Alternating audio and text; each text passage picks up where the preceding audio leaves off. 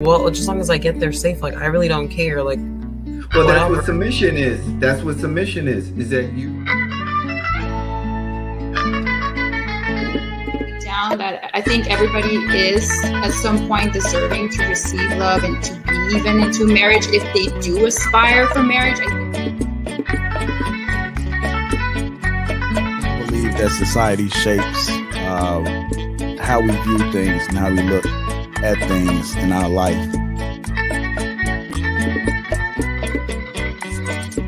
Make your own bed. And that's basically what Kevin Samuels is saying. His delivery is what people kind of throws people off. But basically, aggressive or like violent, like where I think toxic masculinity is no offense to men, that they also get this idea that, you know, women are just going to take care of them and everything is going to be like easy. A domestic violence shelter, and he brought her up to be, you know, a $25,000. Hell yeah, you need to judge in dating. It is what it is. You know, you can't not judge people just because you feel bad about it. Like, you need to know. As much as I love my daughter, there are some harsh realities and some things that her mother and I teach her in order to help her to understand.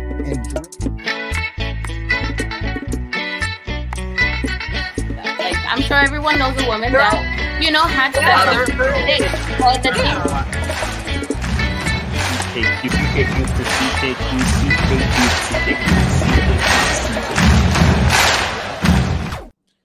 What is going on, people?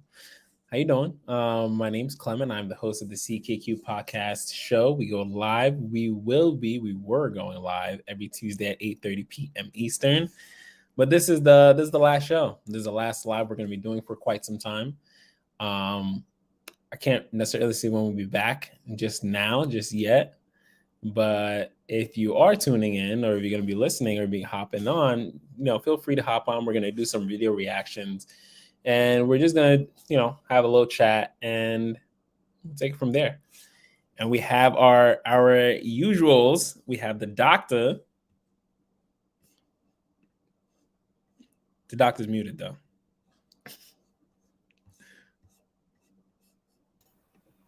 Hey, what's up, everybody? It's the final show. Oh, no. Damn. But it's been a great journey. We've had a lot of fun. And hopefully we'll crank it back up at some point. Yay! And we got Chris. hi everyone. Yeah, it's the final show. I hope that you guys enjoy it, and I'm looking forward to the reboot. I'm pretty sure it will be pretty exciting, but I hope you guys enjoy the show. Yeah, everyone's looking forward to the reboot already. Hey, look at that, John. Is that Mr. Wrencher? I like that picture. Man. Alex, my man. Yes, this is the last live stream for a little bit of time, and we don't really know when the next reboot will be back, as was said. But this is the last one, so let's have fun and let's enjoy it. You know what I mean? And I enjoyed you being that first like. Always appreciate it. Okay, so I kind of want to do reactions because I have never actually done reactions. I always see people do them, and it's kind of fun. So yeah, let's try it out. So obviously reactions with videos that I've never actually seen before. So this is just gonna be like an authentic, actual reaction instead of just like one of those, you know, I've seen it, I want you guys to react to it. But you guys don't know that part. All right. We're going to go with 8 at the table.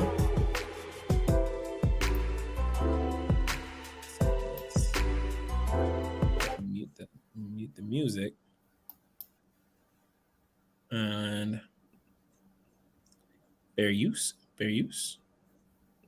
And we all have the same problem. The same problem is that we feel as if we expand ourselves. Now, not every man is doing this. Don't get me wrong. Not every man. Some men are really going 50-50 for real. Some men are going. Are you guys getting an echo for me while it's playing? No? All right, beautiful. 20-80, and it's 80% the woman. But for the men that are actually able to provide for their families, stay home. Like, you know what I mean? Like, you're not going outside. You're not in the streets. You're not running around doing all the hibbity hooplas. You're actually there taking care of the kid. You're playing that dad role and you're providing for your family. But yet you're still getting treated as if you're one of those other people who is doing the bare minimum. And that's when I realized that men don't really get a lot of credit for being selfless. And those type of men, not all, but those type of men, the real good guy that quote unquote finishes last. Why does he finish last?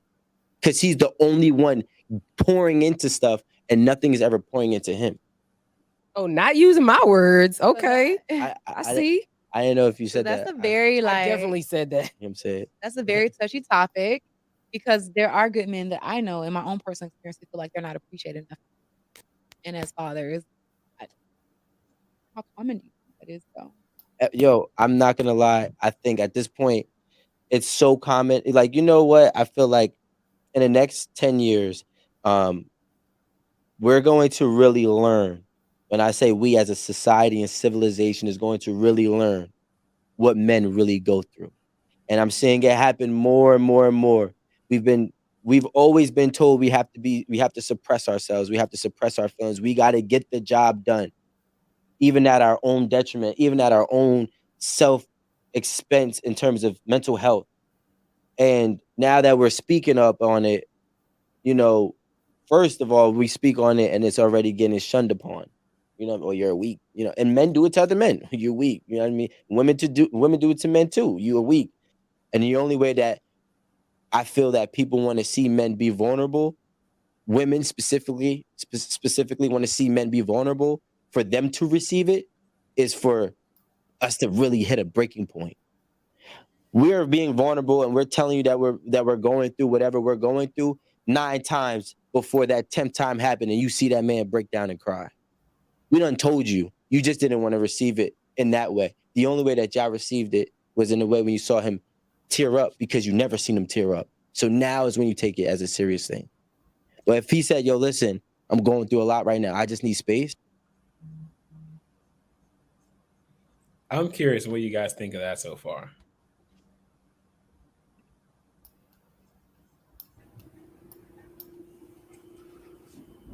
I don't know.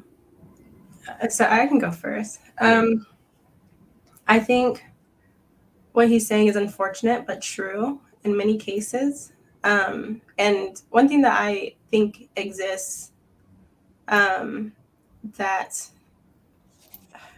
exists in relationships is checks and balances, you know, and I think that's why women and men are meant to be together.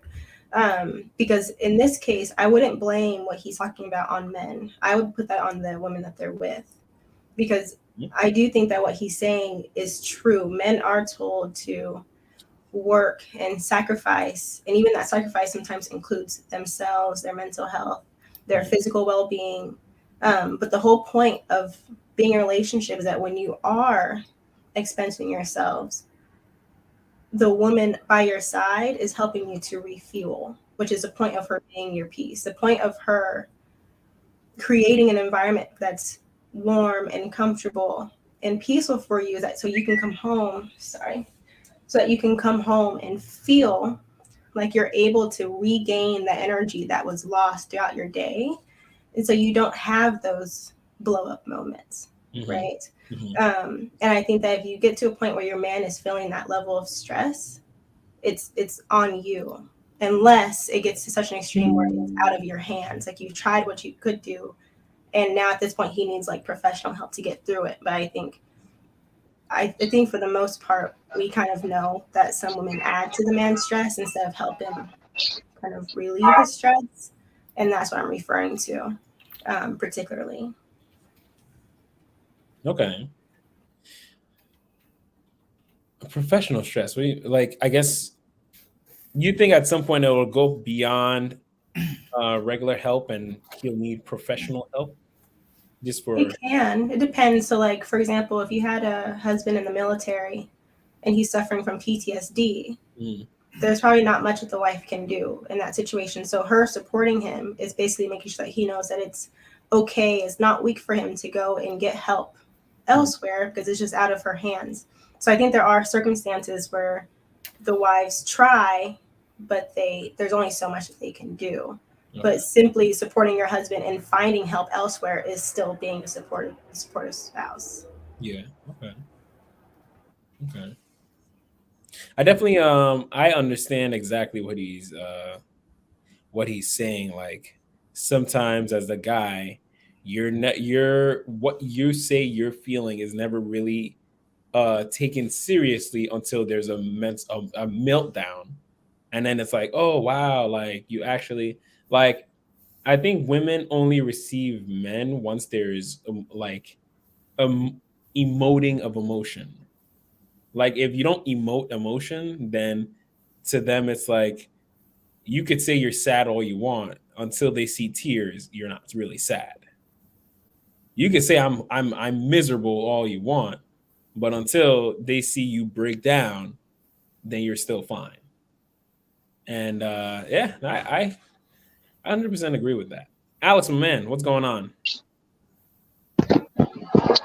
What's going on? Can y'all hear me? Yeah, I hear you just fine, my friend. Hello?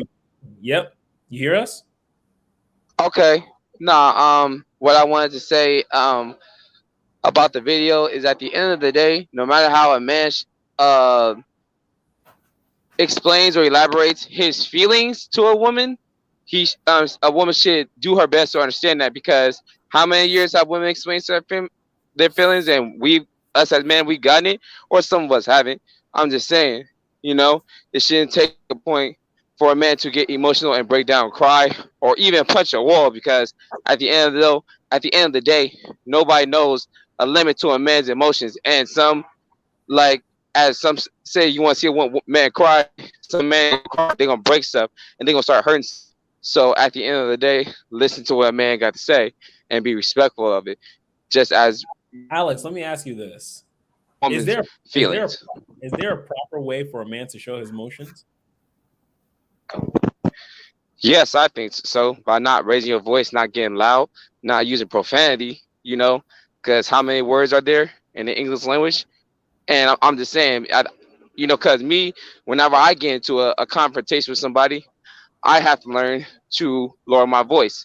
Because if you saw me in person and you hear me talking, you hear me like a mile away. I always say, you're going to hear me before you see me, and just speak calmly and just say what you have to say.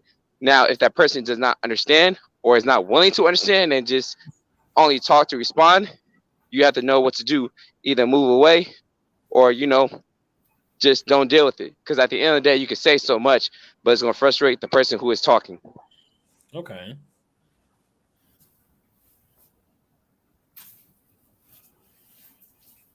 Is there a specific way that women are not allowed to show emotions? By not putting their hands on it, man, raising their voice and getting loud. Because that's what I know from my experience. I have 2 older sisters, so I've grown up hearing women nag at one another, argue one another, even get into, fist fights. Stuff get real. So at the end of the day, it's about sitting down, being serious to that person, and like, are you going to listen to me and be respectfully and mean it when you say yes? And you have to break it down, like, this is how it is, and yada yada yada. Take your time, because where else are we going? Where else are we going? Fair enough. Okay.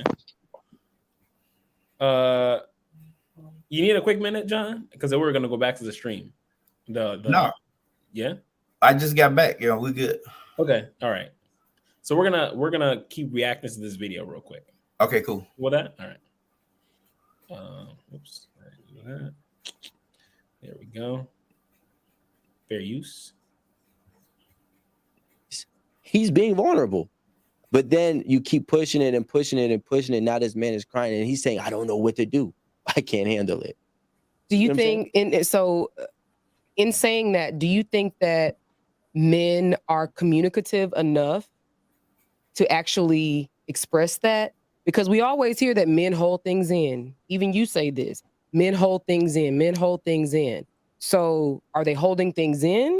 Your problems start to pour out like toxicity to other relationship because you're not then being vocal and getting whatever you have off your chest. That's different. But they're not describing why, what is leading them to say, hey, I need space.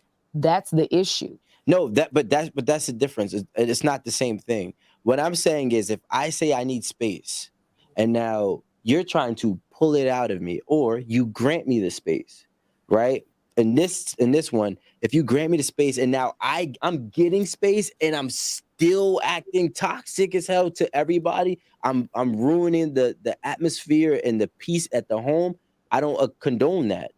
Those are people who have problems actually speaking. Now, when I'm saying to somebody like myself, when I'm like, yo, I need space right now, that means whatever. It could be a day or two. And I'm like, hey, listen, I'm feeling a lot better. Okay, cool. What was going on? All right, cool. So let me tell you what happened. Boom. That's how I operate. That's how relationships that I've been in and the woman has operated, especially when we're taking on a lot. Like this is a point in time where women are working as much as men and trying to do the same thing. So when you're in college or maybe you're in grad school, and you have all of this going on, plus you're at work, plus you're trying to balance a relationship, plus you're trying to work out and keep your own, physicals attractive. It's a lot of pressure on a day-to-day person. And sometimes we just need to be able to decompress and need a break. And I absolutely agree. I talked about that last week. Like, I like to be by myself a lot of times, and all I'm saying is that if my husband says, Aaron, I need space, okay, cool. I ain't gonna say shit.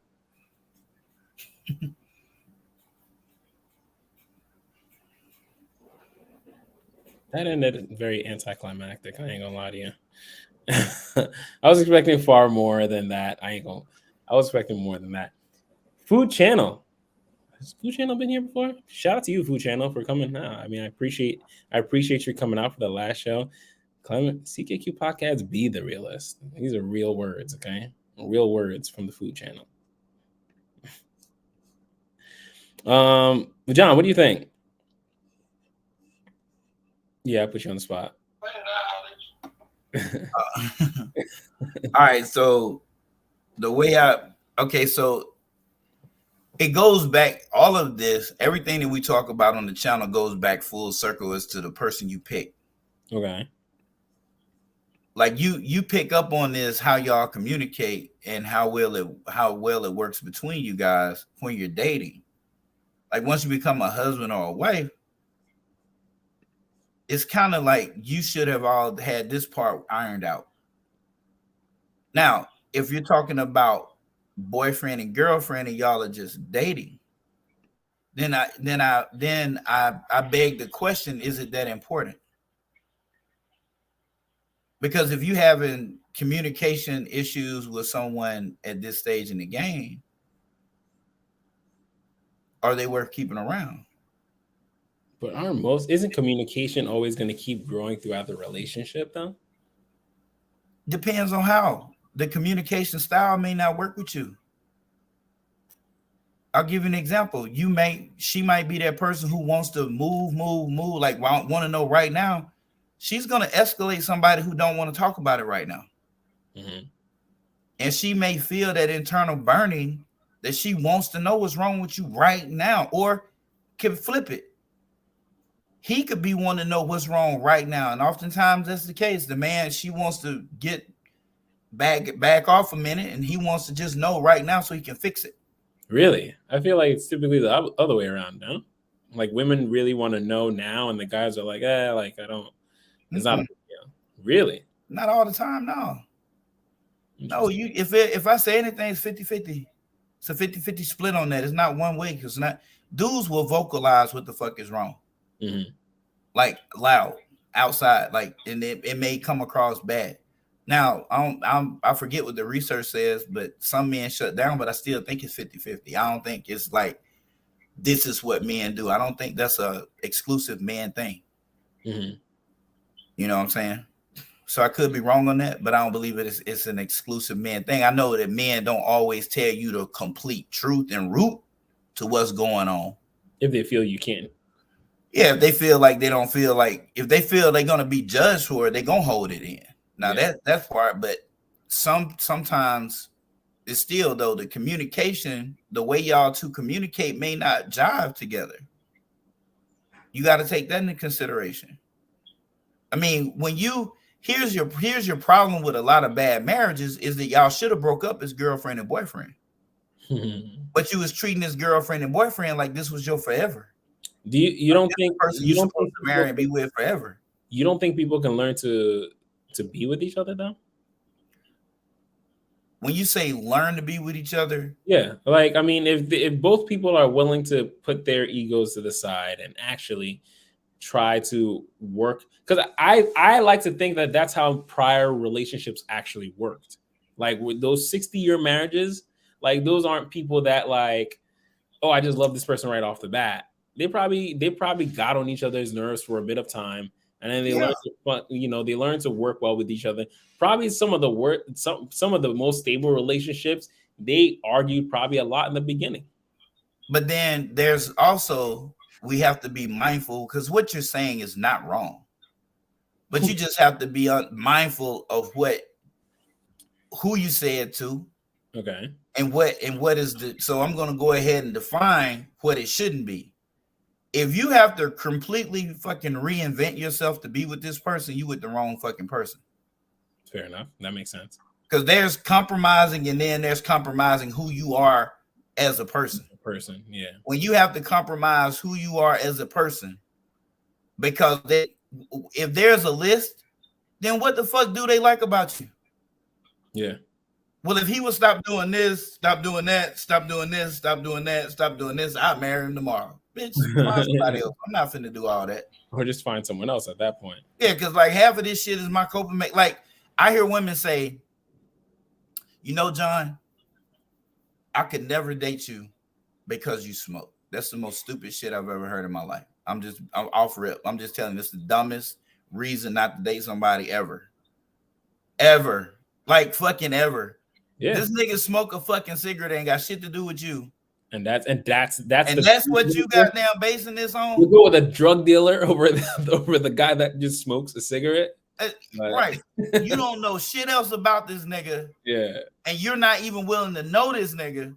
I just know you smoke, and that's enough for me. And that's not it. Knowing that maybe this nigga smoke because ain't nobody, you know, that's what he got going on. Mm. Maybe it's because of how he coped with his life. Yeah. Maybe if he had a real good woman and he knows the dangers of smoking and he wanted to be around for her, he would fucking just stop on his own, because until he stops on his own because he wants to, you can save all these fucking commercials, bro. Smokers don't give a shit about it. Like, it's not going to affect me one way or the other. Yeah. You know what I'm saying? Like, if I feel like I want a cigarette, I'm going to fucking smoke. But stop just negating that the dude, well, I don't want to smell it. I don't want to be around the secondhand smoke. Okay, then don't be around the secondhand smoke. Because he probably won't smoke around you. He'll respect you enough for that. Mm-hmm. I mean, that's all, you know, that's what I'm saying. Like, so when you go to choosing somebody, start looking, you know, don't just negate somebody for just the smallest little shit. But then you come in and accept all this other dumb shit and expect this nigga not to do what he do. Or I don't like a man that plays video games. How you know they ain't how he cope with your ass playing video games? Yeah. But you don't mind him going to Lake Tahoe on the weekend with his friends. You sound stupid. Like, you really sound stupid. Yeah. Like, you turn this nigga who was a homebody nigga that was down for the family and you to a nigga who wants to go out with homeboys because that's what you said. That's what you encouraged. That's what you wanted him to do. That's because he wants you to get out of the house or get away from you at that point. Right. You took away his coping mechanism. Now you don't want to be around your ass. Yeah. Oh, but you cool with him doing grown man shit instead of this little boy shit. I never understood with that little boy shit, you could see where he was doing, where he was at. Could nobody come back and tell you shit?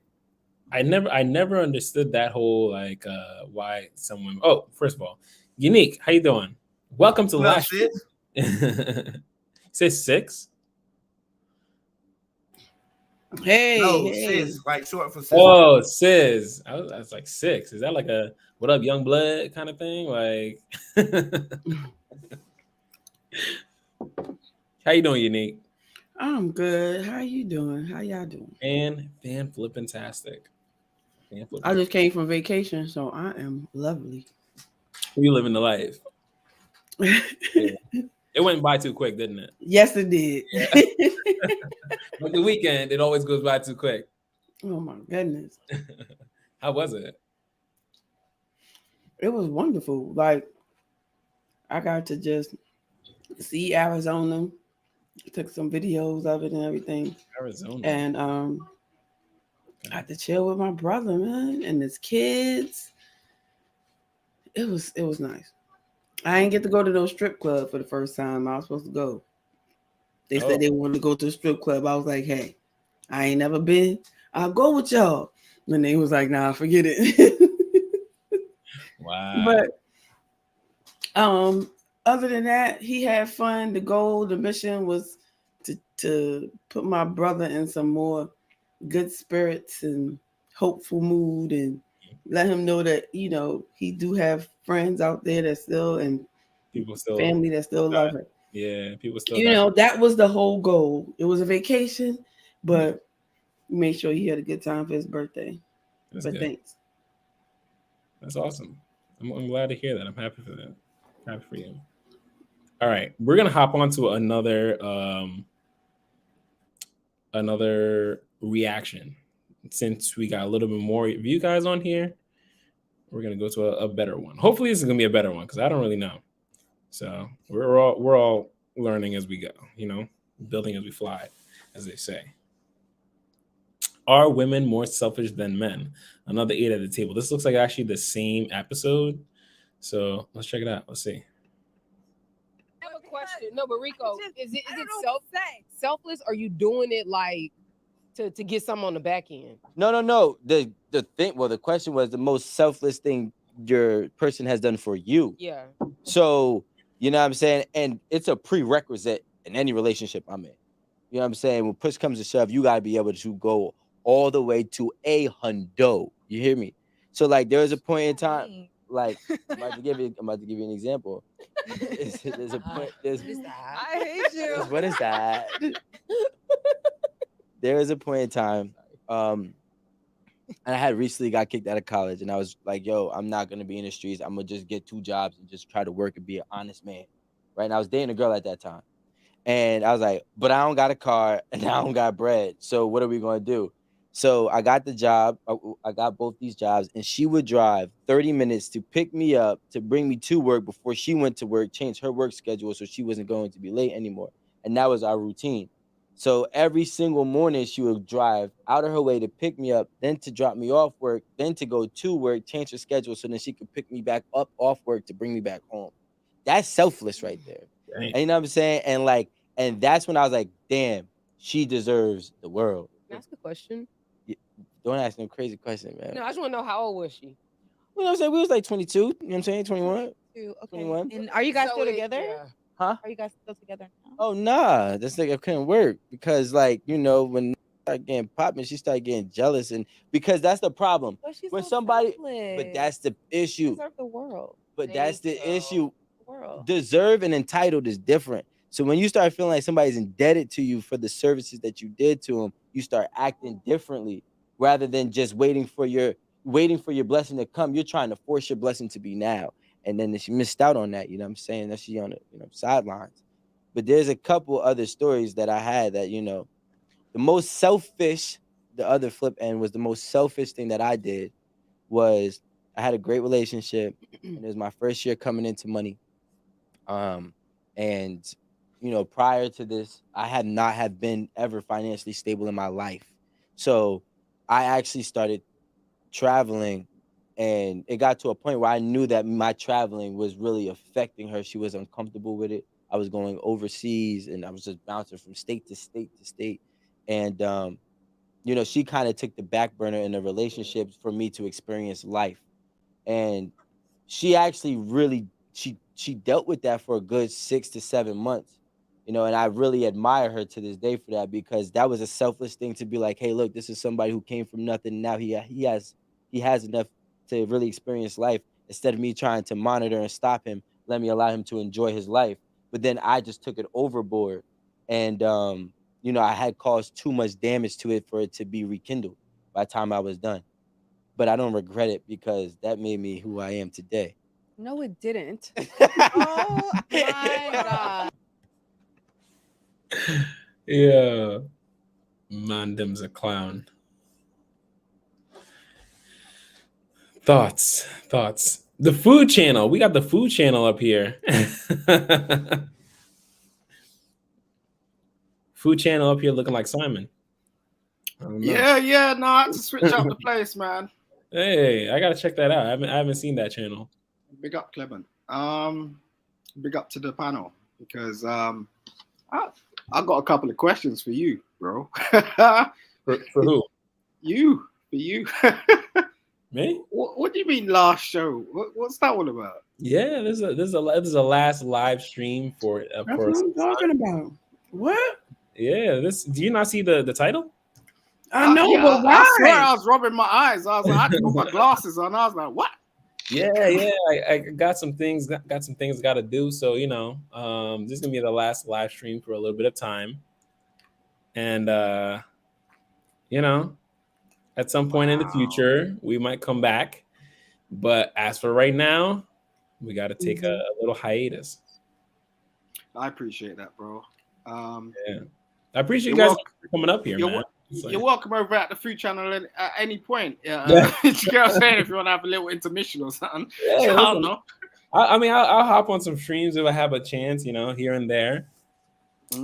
But you know, listen, I gotta build an empire, my friend. Okay, so sure, no, I appreciate that. I mean, you know, I question things every now and then. Shout out to the panel, shout out to the Blue Ebony, John, Neek. I met you, but shout out to you too, Alex. You know, shout out to you, Simon.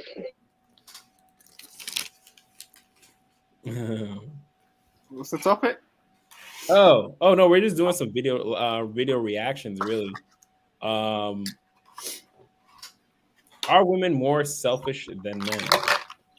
Yes. Yes. I asked the perfect. That them stories he told sound like he was way more selfish than she was. I think he gave 2 examples of where he was selfish, and where he was also selfish again. So those are 2 bad examples. But I don't know. I don't know about that. I'll tell you why. Okay, let's hear it. After you, I want to hear what Unique has to say about it. Go ahead. I appreciate it, bro. I wouldn't say it's their fault. I wouldn't say it's a fault thing. Okay, because women can never take accountability. I get it. Okay. It's also sort of like a motherhood thing. Like I think like women are innately selfish because you know, they have a different perspective on things. Like, and they have to be selfish because it's like a genetic thing. It's like you know, if you're genetically wired to have children, you have to be, you know, it's like the lions and you know, the cubs. So you have to be sort of like hardwired in some sort of sense of form to protect, regardless. And I don't think men think like that. Men are more sort of builders, so they think outside of the box, where women think inside of the box. No pun. What do you mean by that? What do you? If you're like as a woman, like I'm not a woman. I'm just saying. Like, I've got sisters though, and I've seen births, right? I thought you mean you were trans or something. Tell me your pronouns. Yeah. I mean, many people think that. But I'm just too close to the woman for people to understand that sort of stuff. Not a lot of people have 5 sisters, right? So they taught me a lot of things, you know, because I had to grow up around them, obviously. And some of them were brutish and some of them were feminine. But the fact of the matter is what I saw was they had a completely different type of connection with their children than us men did, and their boyfriends or their husbands did. And it was just a protective thing. It was a real sort of protection regardless. And I've experienced this myself in terms of, you know, what I've experienced in my own relationships where, you know, a woman may choose to run out on you, and people will call it an insecurity or whatnot. But I think innately what they're trying to do is protect. Okay. Innately what they're trying to do is protect, maybe either themselves or their children or their ability to bear their spawn. Okay. Unique, I'm curious. Your thoughts. Are women more selfish than men? Come up there. Hey, look at okay. that. Hey. Yeah, I was just about to say that. Look at that. Damn. Okay. I see you over there. Better go ahead. Well, she rough and tough with her Afro pus. Rock on with your bad self. I do not own the rights to that. I did not come up with that on my own. Boom. Copyright strike. Boom. That's it. Anyway. Selfish. Okay. Who's more selfish? Mm-hmm. Are women more selfish than men? I think it depends. I don't think it's a cut and dry thing of yes or no with that, because it depends on the situation to me. As far as the situation that the man is in or the situation that the woman is in. Because to me, if you're talking about I would say most women will sacrifice having, not most women, but some women sacrifice having a career for their man, whoever they with, right? Some women might do that. So that's more selfless. Yeah. Whereas a man may not do that. A man might not sacrifice their own career in order to let their woman, you know, blossom in that. So yeah, in that case, a woman could be more selfless and a man couldn't. So that's why I think it depends on the situation. Okay.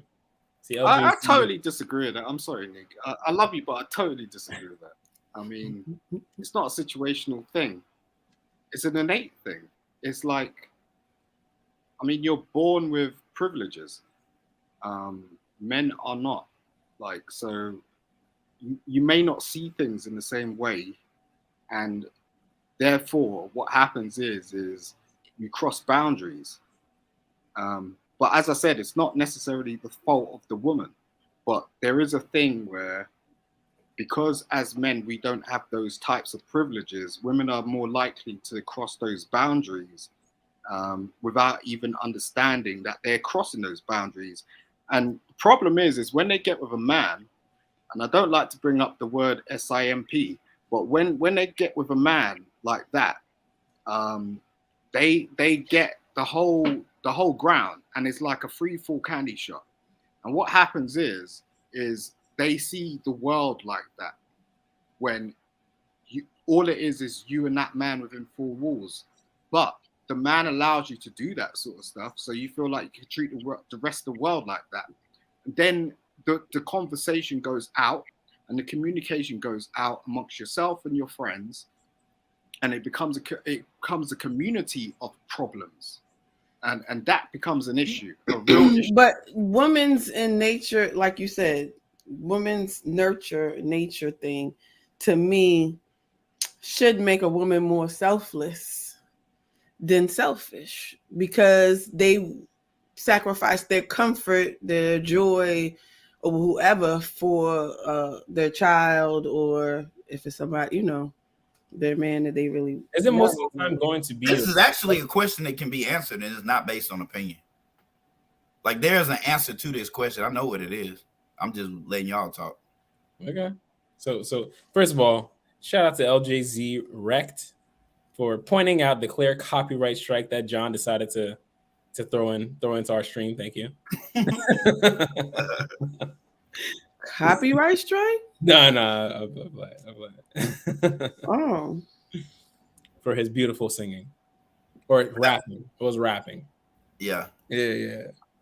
Well, yeah, go ahead. Okay, so what do you mean? What do you mean by there isn't actually... There's an answer. I've already reported. Oh, thank you, LJZ, for reporting. So, all right. So if you think back when we were, I can think back, and Simon, you can think back because you and I both have kids, right? Mm-hmm. I had to learn how to share. Men will exhibit jealousy toward their own offspring. Men are selfish as fuck. We don't share our wives. We do not allow you to date a girl that we no longer want. If I know you, and we speak and we shake hands, we ain't got to be friends. I better not see you with the woman I dated. It's gonna be a problem. It's gonna be a big problem, and she gonna hear it, and you gonna hear it. We are selfish to the core. We have to learn how to share. That's why the first 5 years of a marriage is so damn hard, because dude is like trying to damn adjust, to open up his home, or to share a bit of the power structure in the home. Do you know how many guys have a hard time relinquishing that authority to the wife? That's not selfless, nigga. That's selfish. You want to keep it all to yourself. There's time when she needs to be in charge. It's called delegating. Especially when she know more about what's going on in you. When there's a baby born in that house, you need to step back, nigga, and take a support role. You ain't no woman. You don't know nothing about you know how to protect this child, but you don't know how to nurture and care for this child. And the research has said that women are more selfless than men. And one of the main reasons is, by what Unique said, because they give birth to children and they nurture children, they have such a nurturing ability, they're more receptive to reward selfless behavior, where men reward selfish behavior. We reward selfish behavior. Hell yeah, we reward it. We brag about it. Little boys, I see. Yeah, just from watching both my boy and my girl. He ain't gotta let nobody play with that shit. He still doesn't know how to share. He still is very selfish. But with my daughter, it came easy. It comes so easy to her, like her emotional intelligence of what people need, even if it's not what she want at the time. She's trying to give people what they need in the house all day, and she's the little girl. Yeah, as children, she's sacrificing whatever fun she want to have, and she want to make sure everybody else is straight. That's the way little girls behave, though. As adults, no. So as adults, you believe that men are the ones that are sacrificing far more than women are? Yeah, no. I think there's a total gender switch that goes on. No. Let's take that. All right. You're gonna have to. Please, Simon, explain it. I'm curious. I'm genuinely curious, though. All right, so you triggered me a little bit, so I want to fucking hear this. I'm triggered over here. So Joe's going in. It's the last show. Like, I'm going in. You said gender and switch in the same sentence, nigga. That's the problem. Gender and switch. We need to know. I've worked in places where there's been 50-year-old single women, and they're stuck in their ways. Right? There's no way in hell they could get into a relationship. They may have not been married. They may have had relationships that may have lasted 3 months, 6 months, maybe even 2 years. They don't even understand what the game is out there. They're talking about dating apps, and the conversation goes on forever. Now, the reason why they can't get with any man is because they are innately selfish. They are not having a man walk into their house and tell them how to be a couple. They want a man to come in and fit into their program, and their program might not necessarily be something that a man wants to build with, and that's problematic. And at that sort of age, you're not even talking about children. You can actually talk about marriage, but you're not talking about children in particular. And if that 50-year-old woman gets with a man that has children, they don't even know how to deal with them. They're so far-fetched from, not even the dating scene, but just the relationship scene, that it's a problem. So that's where I come to, where I'm saying they become innately selfish. Can I ask you, but can you really branch that? No. Can you really branch that out to all? No, you can't. No. All women over 50 that are single, yes. No, you can't. No. All right, John. When you say innately, I'm gonna have to strongly disagree with you, Simon. You make I love the way you gave us the contextualization needed for your answer before. But however, when you say the word innately, that means they were born that way, but yet you don't want to look at as a child. So that's where your innate behavior is going to be demonstrated on its fullest, is as a child, because you know no different, you know no better. Thank you, John. But a woman who is responding that way is the result of a toxic relationship that she was in. Shit, yeah. At 50 years old. Yeah, at 50 years old, she's not married. A man did that. I promise you. I promise you. I've had full-blown conversations with 50-year-old women who I've said, look, even at my age, right? I'm not 50 years old, but it was like a prospective thing. So like it was like a prospective relationship, and I've always sort of dated older women anyway, but it was just like, the fact of the matter is there was no change, and it wasn't even like you my can't relationship. Change your old dog. It's the same thing with a man though, and I'm reaching 50, and I'm really stuck in my ways. Like, but a man has different types of resources, and that's the difference. When you're sort of looking at relationships and things like that, it's not like we're looking at we're looking for women for resources at 50 years old. No. Why is a 50-year-old woman trying to get with like a 40-year-old guy if they're not looking for resources? Thank you. Because he's safe. But here's the thing though, she don't care about his resources at this point. That's why she won't let a man who has resources come into her life, because she don't need his resources, and she does not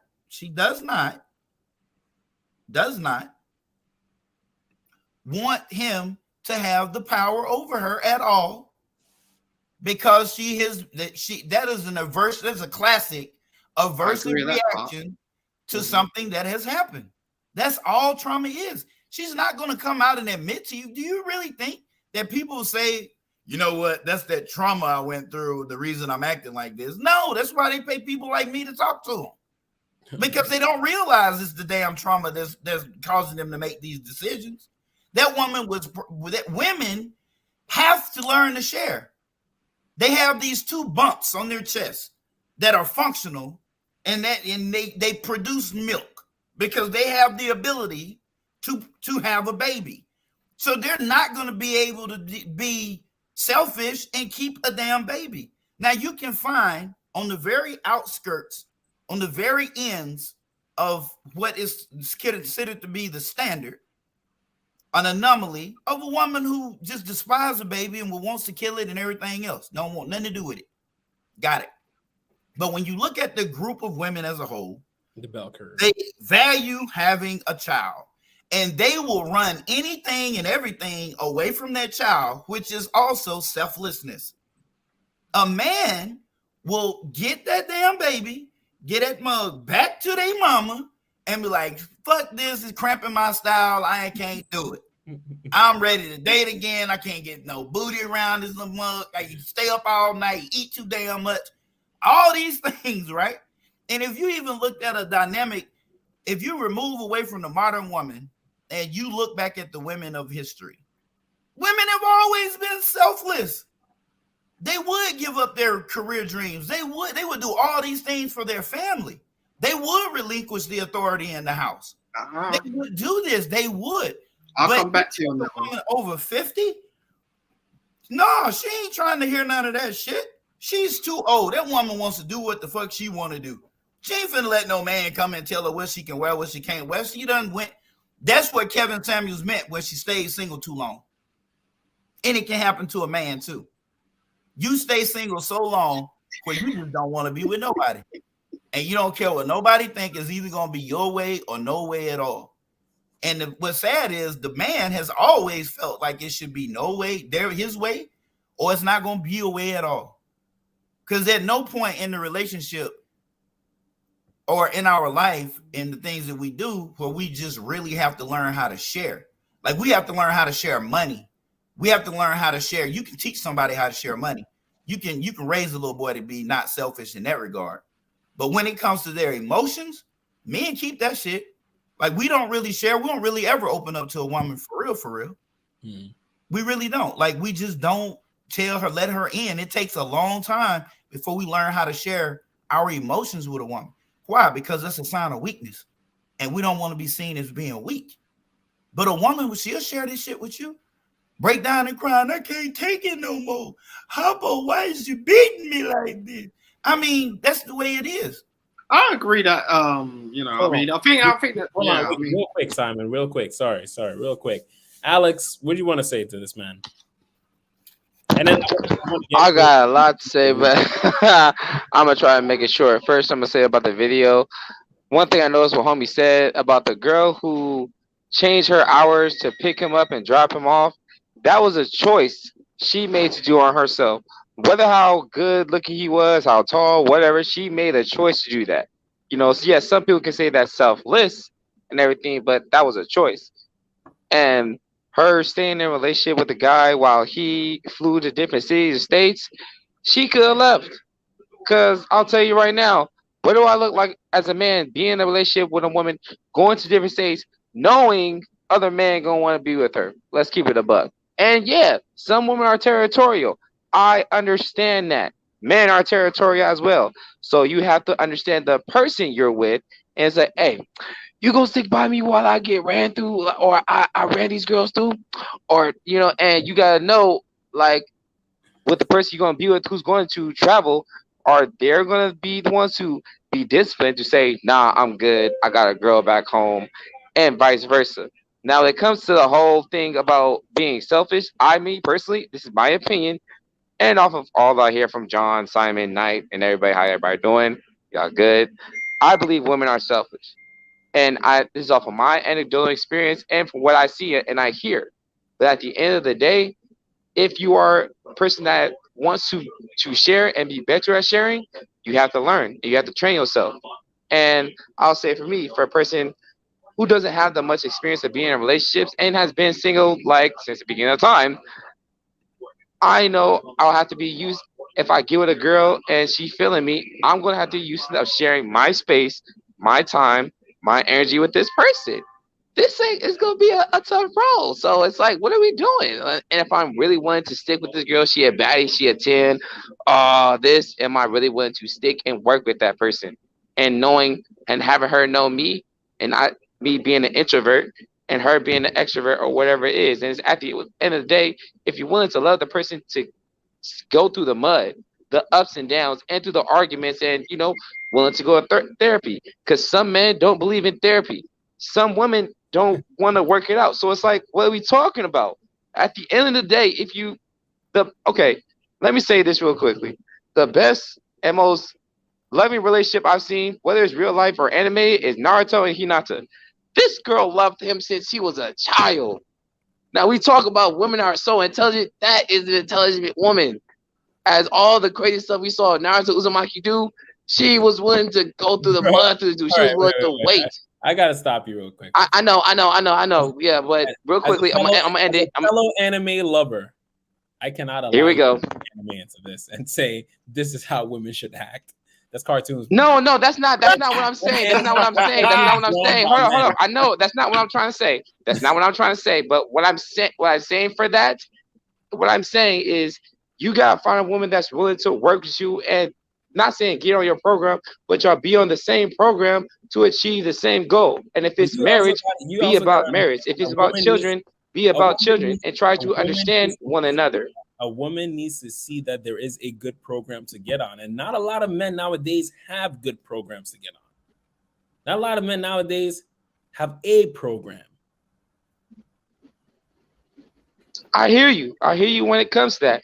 And at the end of the day, it comes up to that man, and he has to figure out and what he likes and what he wants to do for the rest of his life as a career to bring a woman into his life, and he can have that pen and that program and everything. I know I'm working on mines, but if when any man wants a woman in his life for a very long time, you gotta know if and when she's comfortable with this, she's willing to roll down and be on that plan, and skate till the wheels fall off. I'm just saying, but that's how I look at it. But I do think, if you come to being selfless or being selfish and learning how to care, and I don't personally think that all women are very nurturing. I think that also needs to be something that needs to be taught. I respect. Just look what you see out here, respectfully. But I do think that and also when it comes to raising children, yes, a woman's gonna know more than what a man's gotta do, and a man's gotta be willing to step back. Wrap it up. Put a nice. I finished. Oh, okay, all right. Chris, you haven't spoken. What's your thoughts? I think it's a two-part answer.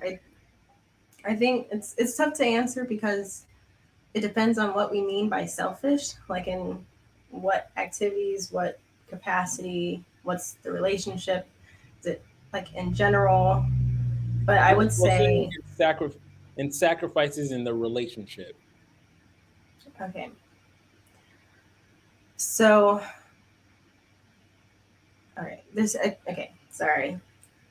I still think there's two parts to it. So I think women over time have become more selfish because of feminism. I think that there are many areas within the household that require women to be selfless, but they're not willing to sacrifice their wants to get those things. Oftentimes that can be something like living a luxurious lifestyle. They want to marry a certain kind of man, they want a certain type of life with them, but they're not willing to let go of certain items that aren't necessities, right?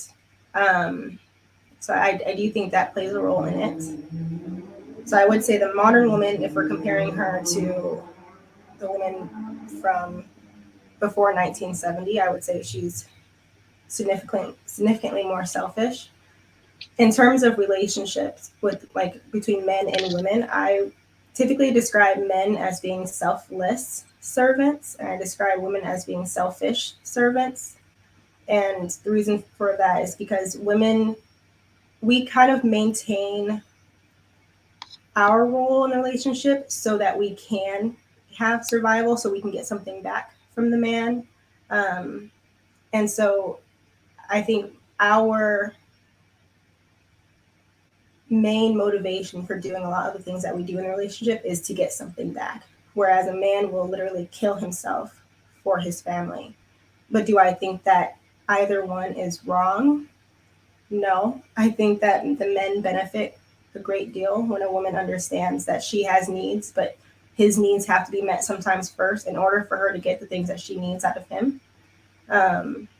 So long answer, short, I would say women are more selfish. Okay. But I don't think that is a negative thing. I think it relates to hormones. Women they're more sensitive to stress, more sensitive to pressure. They have to rebuild. So basically what happens when a woman keeps giving, I think a lot of women have heard the term, I give and I give and I give and I don't get anything back. Typically they get to that point because they've given so much and their oxytocin is so depleted that they literally have to rebuild it and they have to spend time receiving something back. Whereas with men, when they help and they problem solve and they undergo that stress and they achieve and they get through it, it actually makes them feel better. They actually feel happier, right? It boosts their testosterone. So it's no one's fault. When you say get something back, intimacy. Typically, it's intimacy. So they need the connection. So it can be from the other person. It can be intimacy. Sometimes it's self-care. So it's taking something as simple as taking a bath, doing yoga. It can help. It's not just taking something. It's receiving something, but yeah, it's rebuilding your oxytocin, so you don't get too overwhelmed and stressed. Okay. Yeah. So I guess it doesn't have to be taking something back. It's refueling, basically.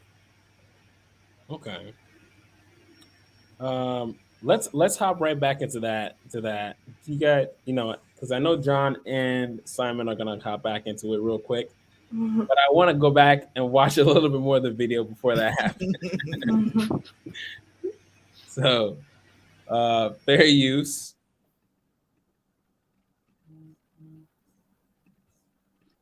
That's the shit. Okay. The way that he finished it, I don't regret it. I don't regret it. Really? Yo, because the real shit is Why'd you add that on? because the thing is, I don't know why he added it. for a long time, you know what I'm saying, I had to ask myself, like, yo, so was it really worth it? Right? But then I'm like, yo, if I don't experience life, I'm never gonna be happy, because the way I could be fulfilled right now is at a different level than ever before. And it really is because of the upbringing. I really believe maybe if I've been experiencing, life before, I never traveled outside of the state of New Jersey till I was like 24, 23 years old. You know what I'm saying? I've never seen nothing outside of my environment. So now when I, started to come across this money, and it wasn't no small chump change. So she was like, you know what, go ahead. And she's a dope person for that. But you just said on the sideline. Thank you. Like on the She's sideline. not on the sideline. She got her own league. She a boss. Let her do her thing. Shout out to her. These your words, not ours. Just The other one is on the sideline. She's begging to get back in. Oh no. Interesting. You're being disgusting. I'm sorry, guys. My leg is up. I thought that would kind of calm it down. Maybe it's the jeans. Tell us, what's your? Are we really going in the line? I have nothing to say. That's And terrible. I'm like, wait, am I next in line? You don't be doing I'll shit for go. people. Jesus. Wait, no, I'll go. I'm not even sure if 4 more people could go, and I'm not sure that I. Aaron, go ahead, man. So this is the thing. I'm gonna be honest. It's hard for me to say when somebody did something really selfless for me, because you don't really know why someone's doing something. It may come off as selfless, but their intent may not be selfless. It may be that so they can get something that they want later. And I'm not saying anything's wrong with that. No, no nefarious intentions, nothing like that. But everything that we do is very transactional, and you really just can't get around that. Yeah, but so can I disagree with you real quick? I don't know, but I just want to get through my story. Okay, go to your story. But let's not downplay what they did. Like, no, I'm not. No, hidden agendas is hidden. I'm not downplaying what they did. I'm simply saying that I don't know their motivation for doing it. And it's okay to not know somebody's motivation for doing something. It could have been a grand gesture to me, but I don't know why they did it. It could have been just because they wanted to see a smile on my face. Or it could have been because they knew they wanted a yes from me, later on down the line. I don't know. I'm just saying I think that we have to consider that. So it's really hard for me to say when somebody was being selfless with me. In any case, when we were thinking about this, I was like, when have I, because knowing that I'm a selfish person, like when have I really gone out of my way? And it was probably to my detriment to be selfless. And it was actually when my father-in-law died, and I knew like the mental impact or like the emotional impact that it was having on me. So I'm like, surely it's gonna be worse for my husband, and just because of everything that was going on and people knowing and this, that, and the other, it was a lot to deal with. But I'm concerned about his mental health. I'm concerned about what he has to face, the scrutiny he has to face, like business-wise. I'm concerned about what people saying in the street. I'm concerned about all these other things that affect him. So I, specifically and intentionally took a back seat with any issues that I was having or that we were having. Yeah, I needed more communication. Yeah, I wanted us to be in a better place. Yeah, I wanted, more date nights, more affection, more this, that, and the other. But I'm like, do I really want to stir that pot right now? No, because I don't want his mental and emotional stability to be thrown off. And you know, I haven't lost a parent, so I can only imagine what he's feeling. So, like I said, it was probably to my detriment at the time, but I think it being to his benefit was more beneficial for us, just like as a whole, and him being in the, I mean, I guess in the best place as possible that he could be. So there we go. The law of equivalent exchange, my friend. It's a beautiful. It's not. It wasn't an exchange because she was losing, but I but agree. I was 100% You losing. But lost now to win later, so it was a balance. no, it wasn't necessarily a win later thing. It was more so because I don't know what he's gonna do. So I just want him to be stable, to be as happy as he can, and to like, you know. Honestly, shout out to her for that, because I think that was a solid wife move. You know, you're muted, bro. That was a solid common sense move.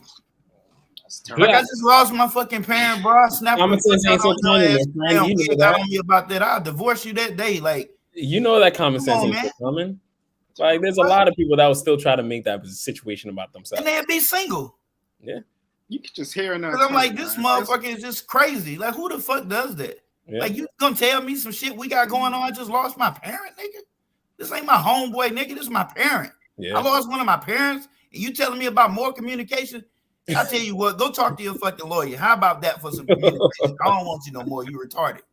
I'm wrong with that. Bitch, you slow as fuck. I have a story of the opposite. It actually has nothing to. It's not my story. Okay. But a man, a wife and a husband, they go to a funeral because the man's sister died, and the woman is pregnant at the time or whatever, but they had to stay in. You know, after the funeral, they go to the repast, and it was hot, and she was feeling, I guess, uncomfortable and hot and sweaty because of being pregnant, and she made him leave early. Just bounce and couldn't even really spend time with his family and stuff like that. That was kind of. So she did the opposite of what that woman did in a sense, because she was like thinking more about herself than how he would feel losing his baby sister. Yeah. So that's the thing. I was just waiting to sort of understand if people saw what I saw, because all I heard that came out of her mouth was about herself. It wasn't really about like the whole situation. And the fact of the matter is that's the problem with relationships. You know, I mean, that's scary. Do you know what I mean? Who wants to be in that situation? Explain. Simon heard the same thing that I heard. You said she talked about herself? Man, That's me and all she Simon talked heard the about? same thing. Go ahead. Wait, hold on. Let Simon explain. Go ahead, Simon. Tell him. We and him heard the same thing. I didn't see nothing that was selfless about that shit. She contradicted her own definition of selfless. She did. How? She had an ulterior motive. How did she have an ulterior motive? The ulterior motive was to not drive him crazy. It's to not drive. You talking about the girl who we just watched? Yep. Yeah, this is the communication She issue. said She said that she did not bog him down with her problems that she had with him. Play that again, man. Because of his mental state. I thought she did a good thing. What are you talking about? Okay. Real quick. Simon, explain it. Then John, go. I don't understand that shit. I think right. Go. Or you want John to go? What you feeling? No, I'm cool. What I'm saying is this is a huge misconception between, in particular in the black culture, between like black women and black men. Black women seem to think they have this sort of role where they are sort of leading with the understanding of what's going on in the relationship, and they'll drive forward their thought process in terms of going, okay, this is what we're supposed to do and this is the right thing to do, when they're not actually listening to the man at all. What they're doing is they're listening to their friends, and then they'll bring that back into the relationship and make out like it's something that's right, when in fact they're supposed to listen to men. And I guess what Neek experienced there, right there, was a prime example of the fact that this is how it works. And I don't think it's anyone's fault. I just think that that's just how it works in this current state in the play right now. So in context of this exact video, please explain it. Why is it that what she did was so selfish? The way she was talking and the way she reacted to the response that she was dealing with, she was talking about her own relationship, and she was speaking amongst peers, and she was talking like everything was about her, and it was like, it's not about you, it's about your person that you're with. What would have been a selfless way to respond? I would say the direct opposite of how she responded. Like the way. You freaking weasel! You know how to dodge, my friend. You know how to dodge. You'd be a perfect dodgeball player. Perfect. Thank you very much, sir. You know how boxing works. Nah, it works. Slip that one. I ain't playing, man. I ain't playing. All right, John, please, because you know how to actually tackle it directly. Please. Okay, so directly? This shit wasn't selfish, bro. It was not selfish. It was actually selfish. You understand what I'm saying? Like, she knows she would get, okay, here it is. You ready for it? I'm going to give it to you. Okay. She knew that she would get a better fucking, she had a stronger opportunity if she came at him later on about the shit than if she fucking did it right then. That was her motive. So that means it's not fucking selfless. It's not selfless because she would have just buried it all together and circled the wagons and went back around and just let it all go, period. There would never have been a later conversation. That would have been selfless. You understand? She would have figured out, did some introspection and figured out what the fuck she could do to enhance the fucking communication instead of going to him, talking about something he doing. You understand? Because if that's the case, she knows that she's in a better position to win if she don't say shit right now. Because I told you how I would respond. I ain't playing with my mama, man.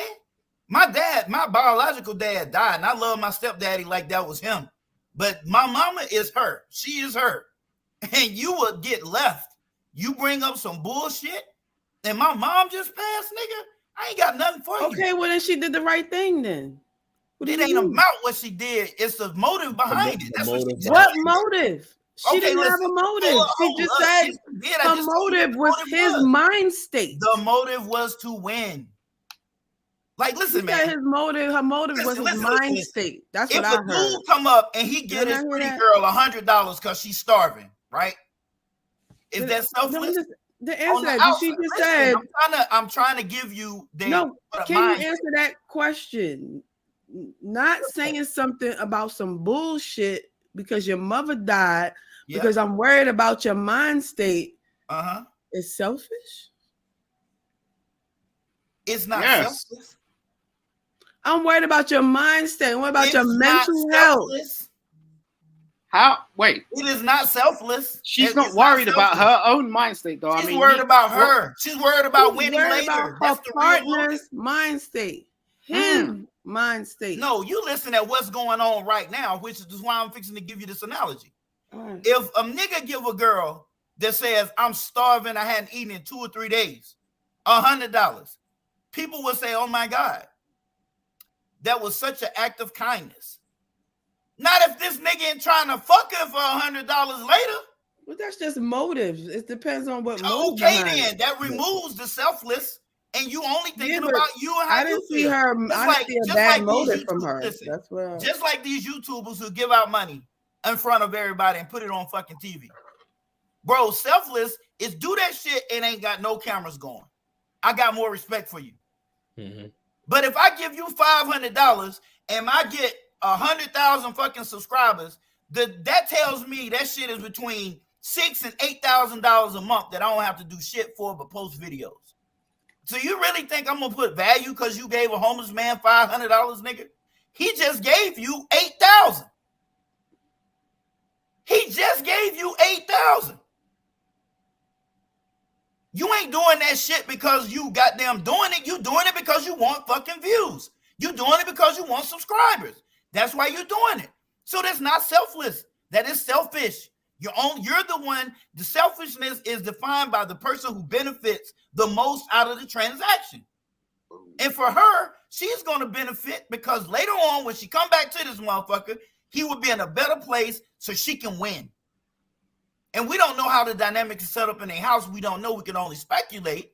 But it's not selfish. It's not selfless. And that was her definition. This is me using her definition against her.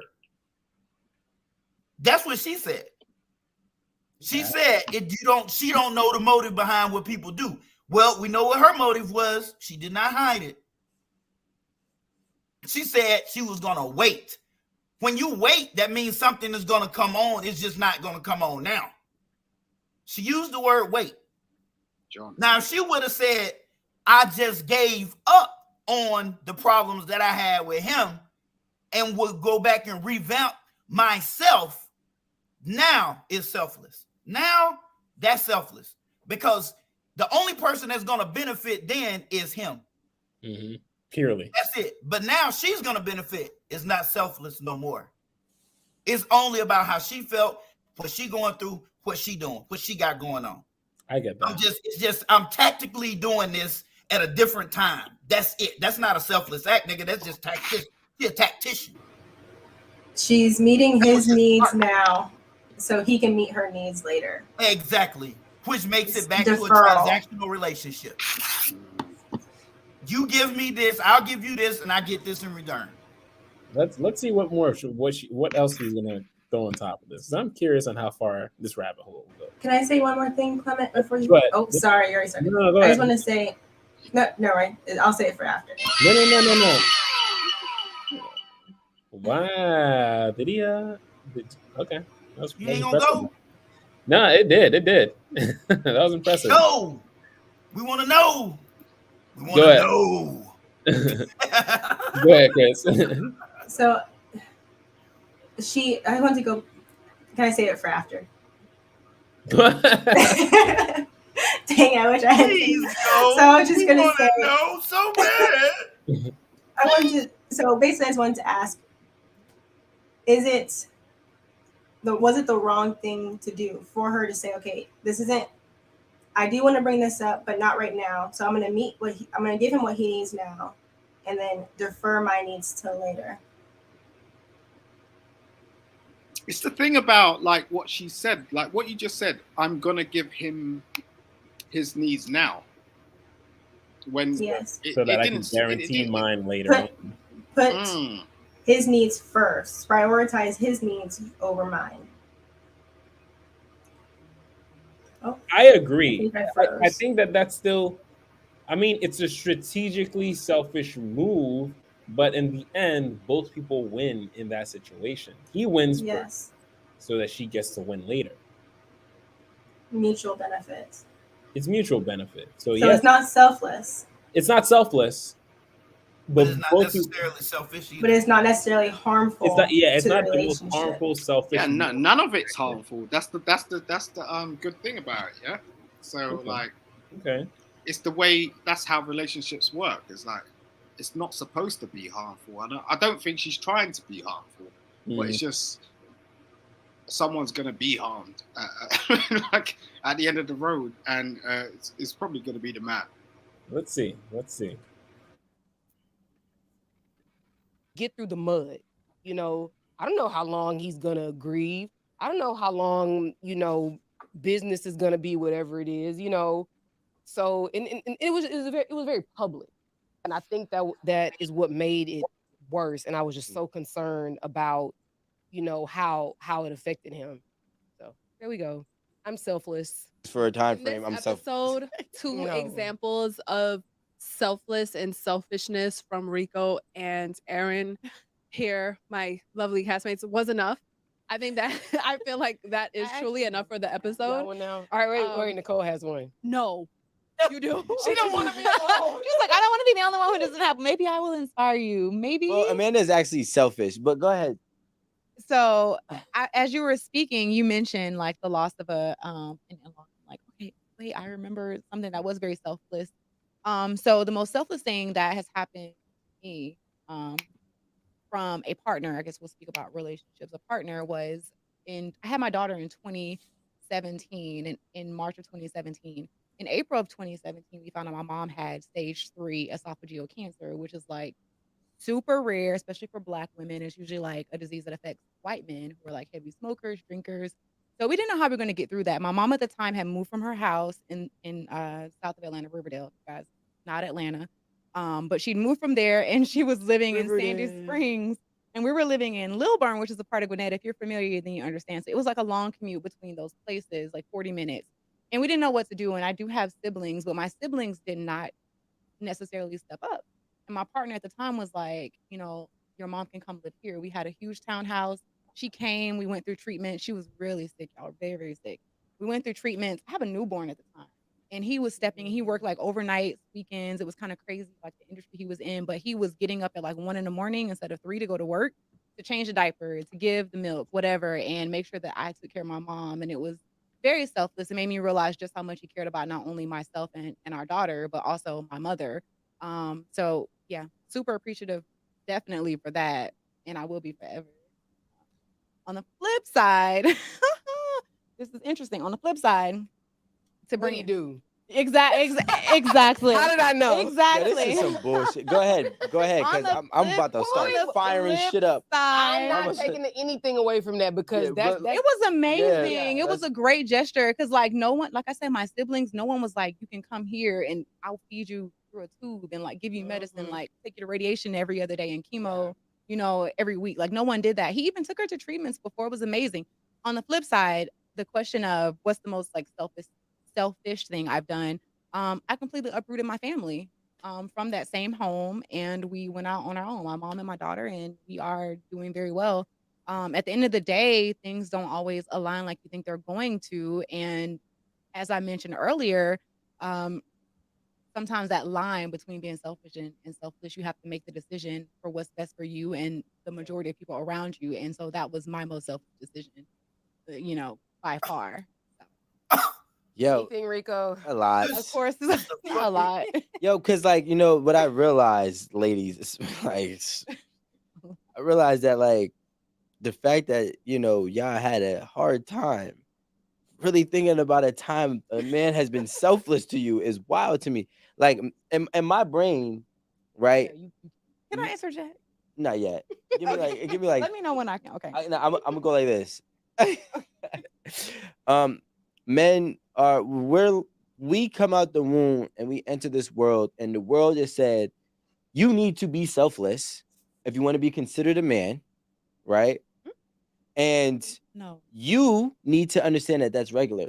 This is what I mean.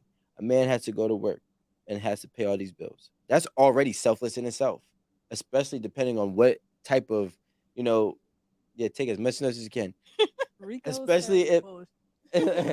Especially if you want certain type of living situations. Now, obviously, if you're going 50-50, that's not the case for you. But if a man is already having to provide for you, that's selfless in itself.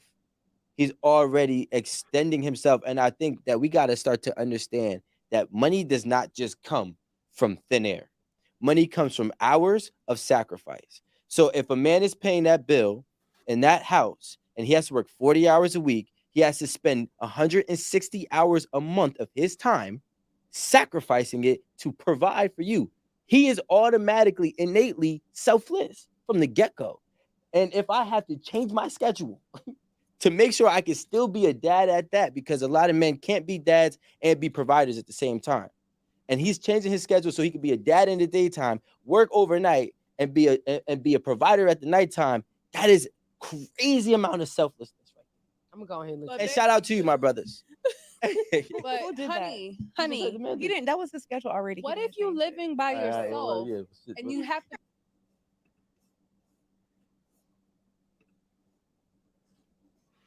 Muted, buddy. She is the reason. And I hope any black women or white women or any fucking woman out here watching, don't do no stupid ass shit like she did, bro. Because that motherfucker there probably had a unicorn.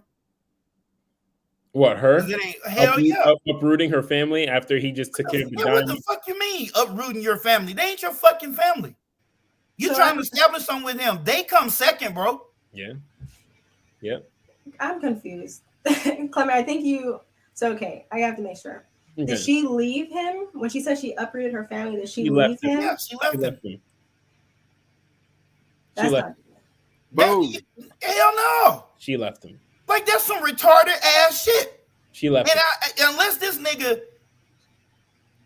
nigga cheated, that's about the only way I could be okay. That Even then, I think his goodwill covers him cheating once. That's what I was talking about He before, took though. care of her dying mother. And one other thing, Chris, she didn't even make the fucking suggestion. He did. No, she's like, no one else would take her. No one else would take her. Oh, you'll take her husband? Okay. Yeah. She didn't even want to take her. Yeah. And if it was up to her, she wouldn't have took her. She seemed proud about it though. She's like, yeah, you know, That's crazy as fuck to me, bruh. Yeah, but that's what happens. Because I see why Simon said what the fuck he said earlier. women, no, I'm not being like personal. This is just literally for experience. Women are hypergamous. They do this sort of stuff.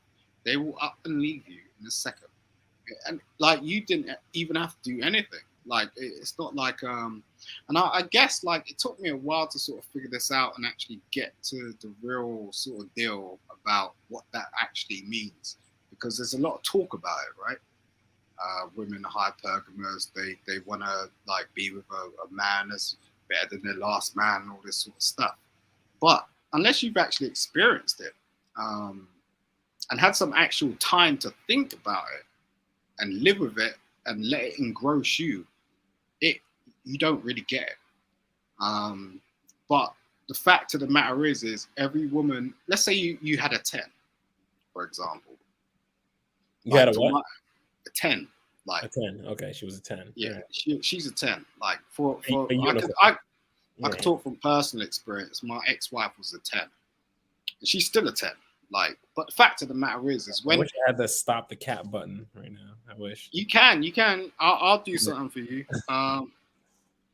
Let's see. Oh hell no!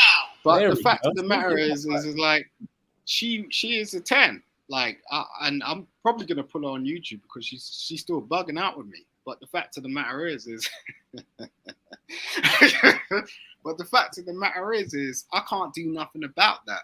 Now, every other man she encounters after me, I don't know what that's gonna work out to be like. But I know what I didn't really have a huge problem with her in our relationship. The stickling point was everything after the fact of what she said to me, which was, and this is the thing with the woman in this space. She said, "I don't look for men. Men come for me." And this is after a 10-year relationship. And this is the problem. And this is why most women do not end up in marriage or relationship post 35, because they have the mindset of, I don't look for men, men come for me. When the fact of the matter is now we're looking at like, what are you actually bringing to the table? You know, because we've already been for it. And it doesn't mean you have to be in a marriage or in some sort of serious relationship, but you can acknowledge what's actually going on out there in the dating market. So who's going to date someone who's been through that sort of circumstance, but still has the same sort of mind state that perpetrates this sort of, because I didn't turn around to her and go, yo, I don't come for women, women come for me. I'm some sort of gigolo or something out here. Like, that's what, you know, if a man turns around and says something like that, it becomes something completely different. It's like, imagine. But that's what this new generation is doing. That's why they ain't making no headway. The new dudes are saying, I don't pay for a bitch pay for me. It's the same concept. They ain't hearing none of that fucking noise. They will not. Why you think you don't see nobody fucking dancing no more? You go to a club, everybody on the fucking wall. Because the dudes are dancing groups. Because that's their group they dance with and find another group to battle with. But they don't dance with women. Because they waiting for the bitch to come ask them to dance. Yeah. He ain't finna go ask her to dance. Bitch, you want me, you come to me. Now, if you want me, you come to me. Well, if you want me, you come to me. Well, fuck it. We'll just stay apart. Like, what? You know what? I'll go with Sally. Well, fuck you. I'll go with Ron. I mean, that's where they at right now. That's where they at right now. Exactly what you explaining is exactly what the fuck is going on with this new generation. Yeah, it is, man. It's crazy as hell. It's crazy. It's crazy as hell. It's a backwards ass mindset from all these traumatic ass families where the husband has been castigated and pushed out of the house. And now you got women raising these boys to be women. And then you got women raising women to hate men. You and trigger me on something about that. Hey, I'm just, hey, look here. I was raised by a woman. And I identified early on that someone fucking right. I was raised by a woman as well, and that woman taught me everything I know. My mom taught me everything I knew, but the thing about it is she couldn't teach me how to be a man, and she could not stop me from feeling inadequate around other men. And I felt inadequate around other men. The military got that out of me. Martial arts got that out of me. Because now I got a benchmark. I didn't have a benchmark. I didn't have a dad to wrestle with. I didn't have a daddy to bump into and test my strength on and get that confidence that other little boys get. Like my boys, they bump into me. They push on me. I'm like, boy, you better sit down somewhere. And I'll pick them up and I'll roughhouse them. And then they'll go with all they might to do better than they did the previous time. Because they training. And they gauging it. So when they get into it with an altercation of physical where it gets physical, they like, okay, dad, he can do me like this, but this nigga can't do me like this. I'm gonna do this. He can't get away with it. Dad can do it because he's way stronger, but he ain't strong as my daddy. So he got that confidence going into it. When you're raised by a woman only, you ain't getting touched like that. Nigga, you don't know what the fuck this nigga can do and what he capable of because you have no idea what. Like, I don't know what he gonna do. So you end up being more of a politician. You learn how to talk your way out of things. It's not bad, but it's not also, you don't have those certain masculine traits you just don't have. And the way you make decisions, you're indecisive. Like it's a lot of shit that goes into it that I just don't agree with. If it can be helped, I know sometimes it can't, but if it can be helped, then allow the man to be with his boys, because it's going to be what's best for them in the long run. Yeah, I mean, agreeance is something I don't think anyone in this day and age may be something that they're going to compromise on. But we need to really, I didn't even want to bring this up, and tell me to shut up if I... No, speak, bro, speak. Look, there's a reason why there's this thing that's going on where we're pitting each other against each other. And that's the females and the males, especially in particular the black race. Because it's almost like what's going on in China, where you have to cut down what's going on. And if you actually look at the news, if you're an international brother, or if you actually are out in the world, you will actually start to see the patterns that's actually been carrying on. There's something that's going on out here that's cutting us off from actually like having our families become generational. Shut up, my guy. Oh no. What's up, E-Black? E-Black? What's up, E? There's something going on, and no one's paying attention to it. And the fact of the matter is,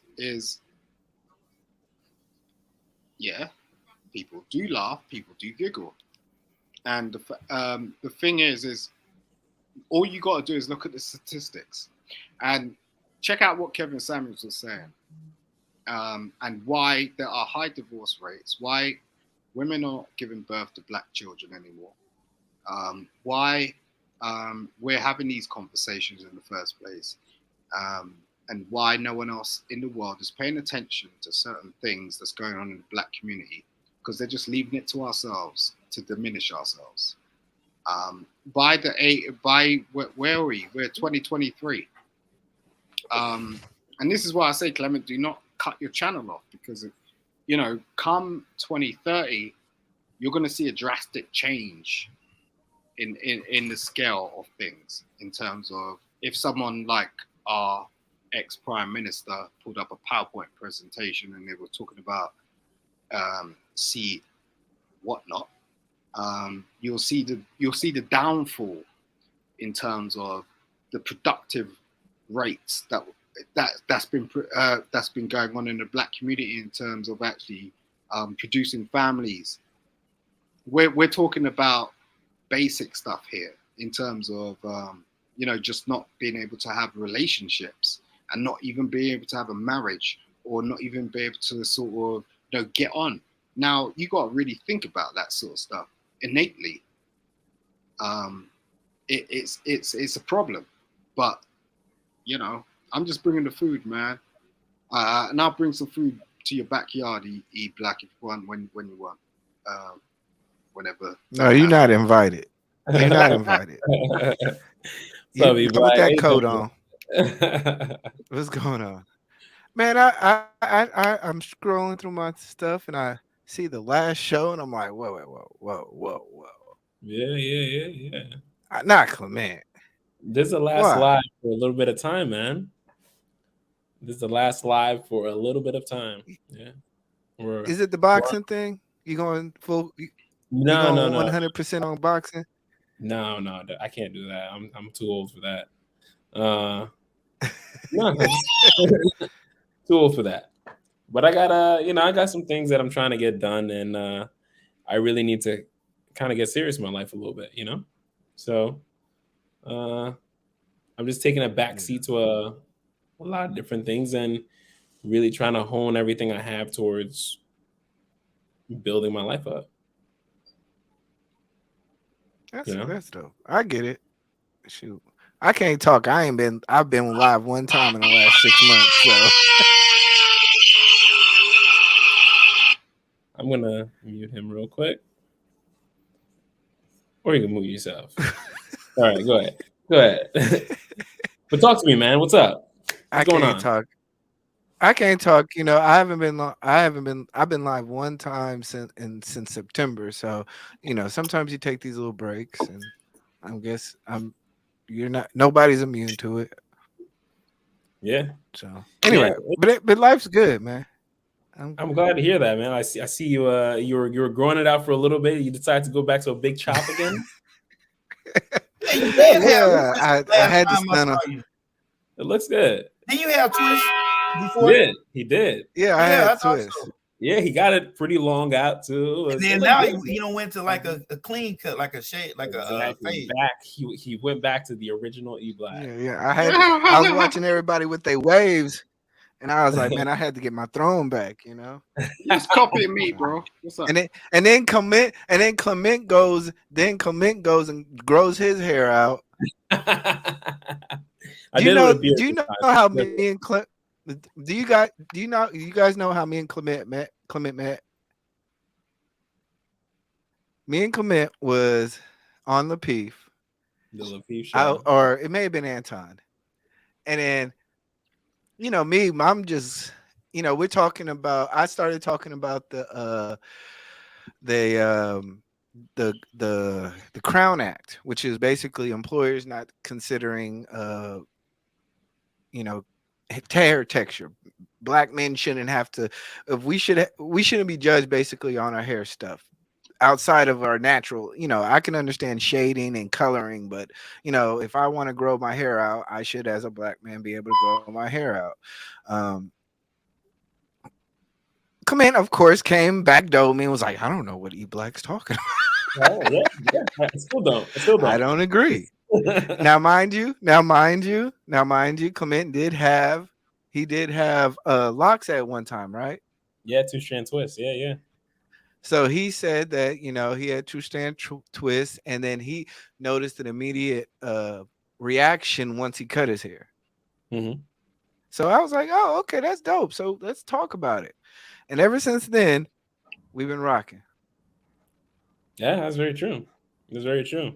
And I'm glad you noticed the immediate reaction from me the second I saw that your hair was cut. It's positive. So, you know, Just keeping the trend going, my friend. But at that time, my hair was short, so it's kind of like we're coming full Yeah. circle. My hair was short. His hair was Yeah, his I hair was might cut, and actually. then I grew my. I was thinking about doing the 2-strand twist again. I ain't gonna lie to you. But I don't know. Is that beeswax, or how do you keep that up? Because No, just oils. Just keep my scalp moisturized, moisturize the hair, keep it healthy. Really. You don't have no hair, Simon.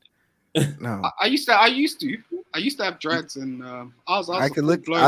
I'm looking at your forehead now. It's gone. I had a full blown thing going on. A full blown buzz cut. It was a full blown buzz cut. Mm-hmm. And the girls used to love it. They used to love Black. it. Yeah. Black, talk to me. Real quick. Are women more selfish than men? Yes. No, straight to the point.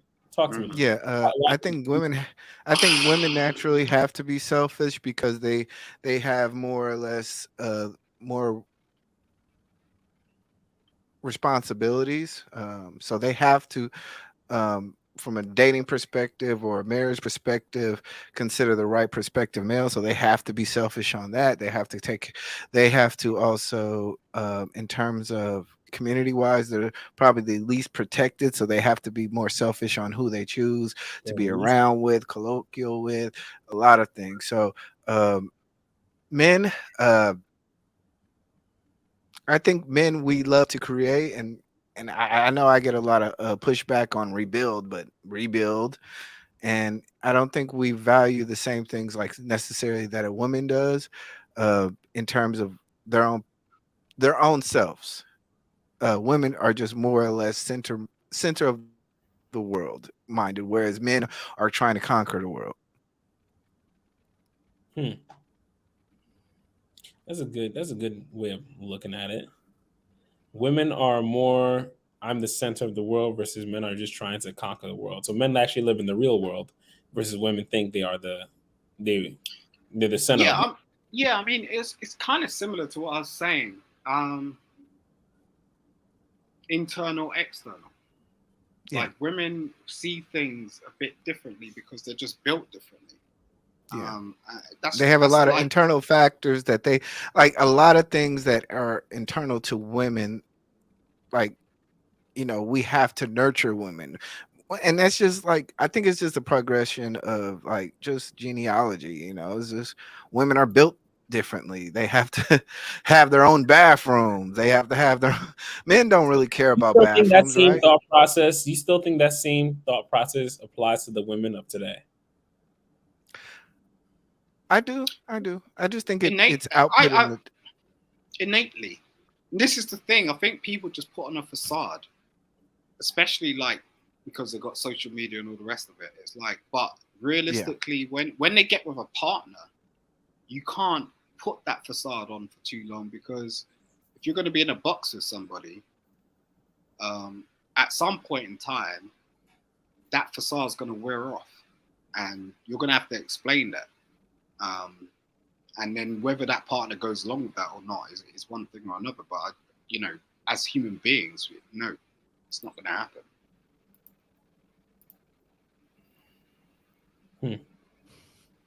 Okay, Simon, when's your last day on YouTube, Simon? I'm gonna pull up on that show.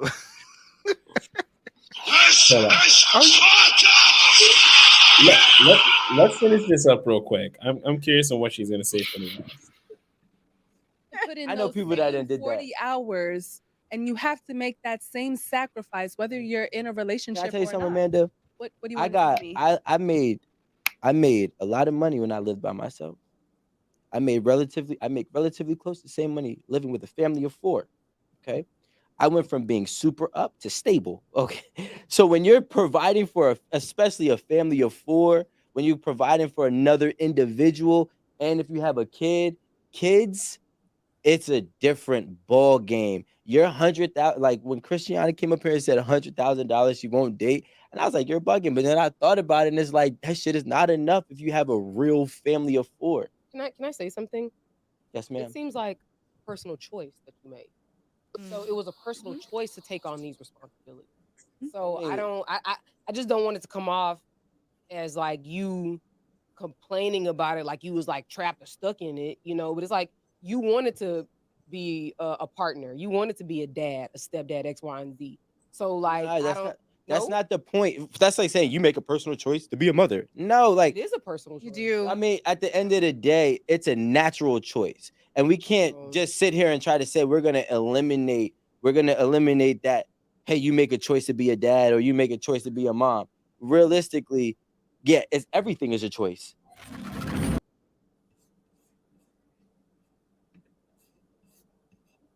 Sometimes I think they just talk to hear themselves talk. Yeah, Who, all of I them? agree, John. Because like What do none you of mean? this shit made sense to me. Yeah, I think Because that's regardless when if it's a personal choice or not, nigga, I chose to do this. Yeah. Any kind of act is a choice. Yeah. If I chose to give a homeless person $100 and put myself in a bind, I chose to do that. But they don't mean that the act is not selfless. I'm not gonna get anything out of this. I think when she wants to discredit what he has to say, then she'll But she a man hater. Yeah, yeah. She doesn't really ever want to give a point to him. I don't know how she stay or she married. doesn't want to concede her point. it can come across like that, but I just think men don't understand women. I will stick on that. I'm sorry. Men don't understand women. Men don't understand women. Like Women don't understand women. Yeah. Women women understand women. Like, and you can take that down to the No, they don't. That's why I'm gonna strongly disagree with that. A lot of women like having more male friends than female friends. No, why women understand women is you could take it to the prenatal classes, and they're all in together. Men are not empathize with a woman. That don't men mean you are not understand. No. Men do not even step in there to a point where they're trying to understand, let alone be part of it. And this is a very poignant part of human evolution and just how we live. We have to give life to people, and we're not included in that as men. And there's points in life, milestones, where at each point men are deducted. So what happens is as you grow up, what you feel less and less part of what women understand or what women know and what like they even think or talk about. So the juxtaposition to that is that men do not talk to men about this sort of stuff, and women know this sort of stuff. So then the advantage is like chess. It's like you're moving the pieces. You get what I'm saying? Throughout your whole life, and it's a problem. You said men do not talk to each other about what? General shit. Like in terms of like if you've got all like right, I agree with that. Men in general do Thanks, not. All right, yeah, I do. Listen, that's a good point. Men in general, I think men in general do need to learn how to communicate with each other, and I do think that that's also that's something that stems from if you have we always talk about daddy issues in women. I think that's what happens when you have daddy issues in men. If men don't grow up with fathers or grow up with a male leadership or grow up with a male they were able to bond with from a childhood, they don't really know how to form proper bonds with other guys, other men through life. Mm-hmm. And I think that a lot that they don't learn. What's that? It's a lot that we don't learn. Yeah. And it's something that once I started hanging out with my dad again, I realized that relationships with men through my life became a lot easier and a lot better because there was a lot more that I was able to either straightforward talk about or just kind of like say, all right, we disagree, but it doesn't matter. I don't care. You know, it's not that big of a deal. I think that's like you learn a lot more of that, but having male relationships. Go ahead, Simon. Sorry, when I was growing up, I didn't have I had a father figure, but he wasn't really teaching me anything. So there's this whole other area. Were you close with him? Yeah, very. I mean, but he worked a lot, so he was a butcher, and I used to sort of visit his workplace and you know, we'll probably see each other on the weekends. How old were you when he came into your life? From birth. From birth? Yeah. But the thing is he was working a lot. So when I'd get to see him really in any sort of case would be on the weekends. And that's like, you know, 1 or 2 days. And I guess that's all we have to offer to our children these days. I mean, as a minimum, I mean, how much time do we actually get to spend with our children these days? Like, regardless of your status, how much money you make. I think we do get time. It's how much effort we pour into that time. So, when was I hearing this? I think it was like Andrew Tate or someone that was actually saying that it's as he got more famous and as he gained more, the potency of his time became far stronger. So, through a 1 hour with him is far more valuable to like a woman than a week with some Joe Schmo that she's just, you know, fond of. Mm-hmm. Because it's kind of like his value is just so much more. And I think the quality of the time that's actually spent with the kids, the impact that time actually has, even if it's, you know, 2 hours out of a week, those 2 hours, if it's extremely impactful and it actually means something, that kid won't really forget it. He won't really forget those lessons. Versus if it's 2 hours of like sitting on the couch, you know, talk to him for a little bit, talk to him about really nothing he cares about, you care about, then you might as well not really be there. Mm-hmm. And that's yeah. I mean, that's exactly the point. And I've had to learn this the hard way. Having children myself, and the fact of the matter is you can't, you know, you can't escape your reality. If you wanna,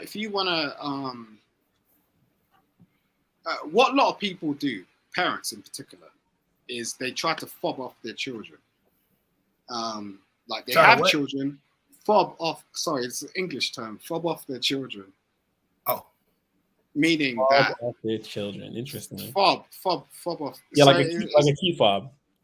Yeah, so it's almost like we need to always find some way to sort of not spend time with them, but yet stay in their life and act like they're the parent.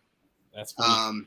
Because it's like that's the problem when you have these relationships and people grow up in like families and they feel dysfunctional, and it's because they've been fobbed off in one sort of sense or the other. So it's like whether it's the little brother or big sister or this, that, the other, you never feel that connection. You never really feel like you've been part of the actual family. So then you start to look elsewhere to become part of a family somewhere else where you can never really do that because no one's actually going to take care of you more than your parents.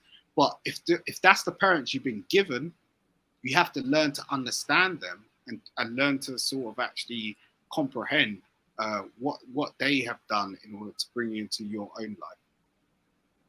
Yeah, but they're not. But a developing child is not going to try to attempt to understand it because a developing child is trying to understand who they are. You see what I'm saying? So, like, that's why it's important as parents. You got to make sure that the structure for this child to thrive in this environment is set up properly. Meaning, and that starts by first choosing the right person to be with to have a damn baby. You want somebody, because the best outcome for any child is to have both parents. That's the best outcome. Doctor, That's the best outcome. I'd ask you a question, yeah? Yeah. Just bear with me for a second. When's the best age for a woman to have a child? What's the best age for a woman to have a child? Mm-hmm. Well, that's a real wide open question. It depends on it depends on the factors in her life. Like, who is she going to have a child with? She's not asexually reproductive, so she has to reproduce with a man. So what that would be a key factor there. That's a trick question. I don't know if it's a trick question. I think it's a question that many women ask themselves. And so when should they be looking to find a man to have a child with? It's a better question. Yeah, take it as that. I'm just saying. Simon, you devil, you. Yeah, he tried to pull one in on me. Like I wasn't finna just answer the question and just throw an age out there. And I ain't finna do that. Doctor in the place, man. I need to get some knowledge. This is like I don't know how much you charge 25. for consultations. No, that's not a damn no. You ain't finna do that. No. Look, let me say this. I will say this to answer the question. I had my child at she's what, 8, and then I had my child at 33. I will say there are certain respects I wish I would have had my child younger for the energy wise. And there's certain aspects that I appreciate that I got a lot of personal stuff out, and I can appreciate the stability that I have as an older man. And I think the same thing goes with women too. You know, I think women having children at older age may have the appreciation of a child and the stability, but at a younger age, the growing pains forces you to become more mature and the energy level. Because when you get old, you start waking up different. Like more naps. You need more naps. You are let. I need my feet. You start rubbed, getting man. more Like, crankier. I swear. You have patience, but you have less patience too. Like you don't have as much patience when you get older. Yeah. So I mean, it's a very tough question because you do want to have a sweet spot, and I think the doc is right. You know, it's depending on who the woman is having a man by. If the woman is able to have a child by a man who's able to provide, and not only provide but allow for personal growth, you guys are both learning each other and providing a stable environment at a very young age, then go for it. Mm-hmm. Yeah. The sad part about it, hold on just a second. The sad part about it is that we all know that life is hard, especially between the ages of 18 and 25. And those are the hardest times in which development that, you know, we can go through, and a lot of people don't make it through down that road. So, you know, it's hard. It's definitely, it's like the doc said, it's all dependent on the economic situation and each individual person, and not only that, the mate that they have with the child by. It's hard. It's hard at that age, but it's even harder at 50. And like these women out here that are at 50, I mean, they can't have kids. Yeah, so what? I mean, they done. It's a wrap. They eggs are ruined at that point. It's no good. You know that there's this whole conversation about like Noah and the boat, and like we can only take so many. So are you saying like they're part of the wrap without us even doing anything? Because I think people feel a bit conscious about it. Like they're like, oh, you know, there's so many people we could take with us. But at the end of the day, haven't they already sort of laid out their own plan in terms of not being part of the arc? You mean no, not necessarily. We don't actually have to feel guilty about this shit. I mean, it's like the fact of the matter is it's already gonna happen. Like it's like I know you blacks chilling. Simon, you be killing me. You be killing me. I'm gonna come on screen for real. Like, I'm saying, like come on screen and ask a direct question because you saying something. I was following you and then I lost you. And now I'm trying to catch back up to you. Right. Okay. There's this whole conversation. Right. What's up, Carl? There's this whole conversation about the fact that we can't take everybody with us. Have you heard about that conversation? or is this No. just me? In regards to pregnancy. In regards to the fact of the like just solidifying like the race of and all the other stuff. Bro, you just saying words now, man. I swear to God, bro. Because if we talking about pregnancy, bro, we should not be talking about a 50-year-old kid woman. Yeah, well, I appreciate. It. Does it say on your every time you wear that coat? Every time you wear that coat, you drive me nuts, man. You're waffling. You're waffling. Don't start, you black man. You don't want me to strip right here. No, we don't want you to strip right here. Like we. What are you asking me to do? You telling me to take my coat off? What are you talking about? God, no. So what's going in on, regards to like women, I'm just trying to get into what's going on, brothers, sisters. Hi. What's going on, fam? What's going on? What the hell is this last and final show crap? What is this final call? What the? No. This is it. This is it, man. This is the last show for a bit. It's the last show, my friend. All right, whose ass I got kicked? I mean, what's going on? Come at me What's going on? Who I gotta pay? Who I gotta kick ass? I mean, no, I can't do that. Oh man. What's up, Carl? I really do not know why. Why? You gotta explain this, Clement. Come on. I've got to explain this. You don't got to explain it. I mean, he has options to pass the buck and we can carry it, but damn, that's like a. You see how I did that? You see how I did that? Let's put it this way: it's like getting fired on your day off and shit. That's what it feels like right now. Getting fired on your day off. I kind of do. I swear to God, you sound like a business that closed down. Nigga, no severages. You need to come and get your packages, nigga. This is John, it. This is last call. John, have you got some sort of That's when the boss come to you and be like, the business has been doing good, but during this economic downturn, we got a downside. Now I'm gonna come back on YouTube looking for it turned into a laundromat now. Now you turned into a laundromat. What the fuck? That's well, listen, I've loved everything you said. You did great. You said great things, and the panel loved you, man. It was great, But we're just taking a different turn, okay? And I just don't think you can keep up, Clement's handing us our boxes. We're all walking out the Microsoft office.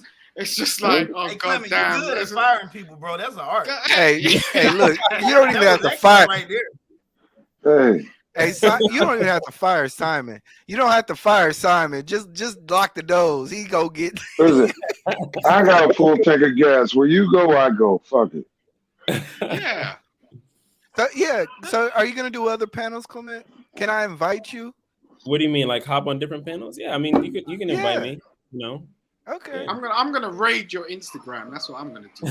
I'm gonna be sort of like on your Instagram, sending you stream links every damn day until you actually get on. Bro, Clement gonna call me and be like, "Listen, can you reach out to Simon because he's not taking this too well." I ain't cool. To be real. Simon, I think you have my number. I don't. You're gonna have 3 black guys at your door talking about, yo, what's the problem, bro? Be like this. Oh, you didn't think we could find you? Yeah, we found you, bro. We know you in there, bro. I had to hack your IP and I found you. I found exactly where the signal coming from, bro. You gotta come back on the show, Clement. I'm flagging. You gotta do it. I'm for real. Hey man, all we got. Fuck it. Because I talk about it a lot, but most of these other platforms like Instagram, for example, I can't tell the difference from the men and the women no more. They all look the same. So it's like, where else I'm gonna go that's a safe haven? Yeah. Intellectual safe haven. Let me reiterate that. An intellectual safe haven. Fair enough. Yeah, where I can still have fun and be myself. I mean, come on, man. Verbalize your Hey, Jesus Christ. E-Black's channel, right? Hey, you got the food channel now, so. Nigga, I don't want to cook nothing. I don't need no recipes. Shit. I'm trying to help lost souls. He giving you he giving you job opportunities out the You door. know what I'm I'm telling you, bro, Clement has mastered firing. Clement, you're gonna be a great firer. Nah, y'all laughing, bro. You know they teach a class on how to fire people. Really? HR people get HR certified. Like there's a certain way, certain outline you follow when you firing somebody to avoid direct conflict. Yeah. To make them feel good. Nah, it ain't gonna never feel good saying you ain't getting no check next week. Well, I mean, that don't feel good. But I'm gonna get my last check now. We yeah, you get that. the last check, but then after that, baby, after payday today, boo, that's it. That is it. Slide their last check across the table and say, "Here, listen, take this, take a nice vacation, and give me a call when you're done with that vacation, and we'll talk." And They just want to mitigate. They like circumvent the you coming back shooting up the place. Some people give out severance packages that wasn't even like it wasn't a severance package there, based on how long you was there and what you probably got going on in your personal life. They'll give you like a service. Some severance packages are big. Some are just like the equivalent to like two pay periods of regular pay just to get rid of you. That's great. So that way you got time to find another job, get your bills paid, and extend that time out. And that's just a favor, doing you a favor. That's a slap in the face. Well, I hate to be the bad dude, but I know 5 black motherfuckers that ain't getting that shit. And then there are those companies that there's those companies like Quartey Incorporated where you just get fired. Like, if you ain't here, then oh well, you missed it. I know 5 dudes right now, they ain't getting shit. But as a segue, it does prove the point that we've all made before. This is how powerful a woman can be. How powerful, influential.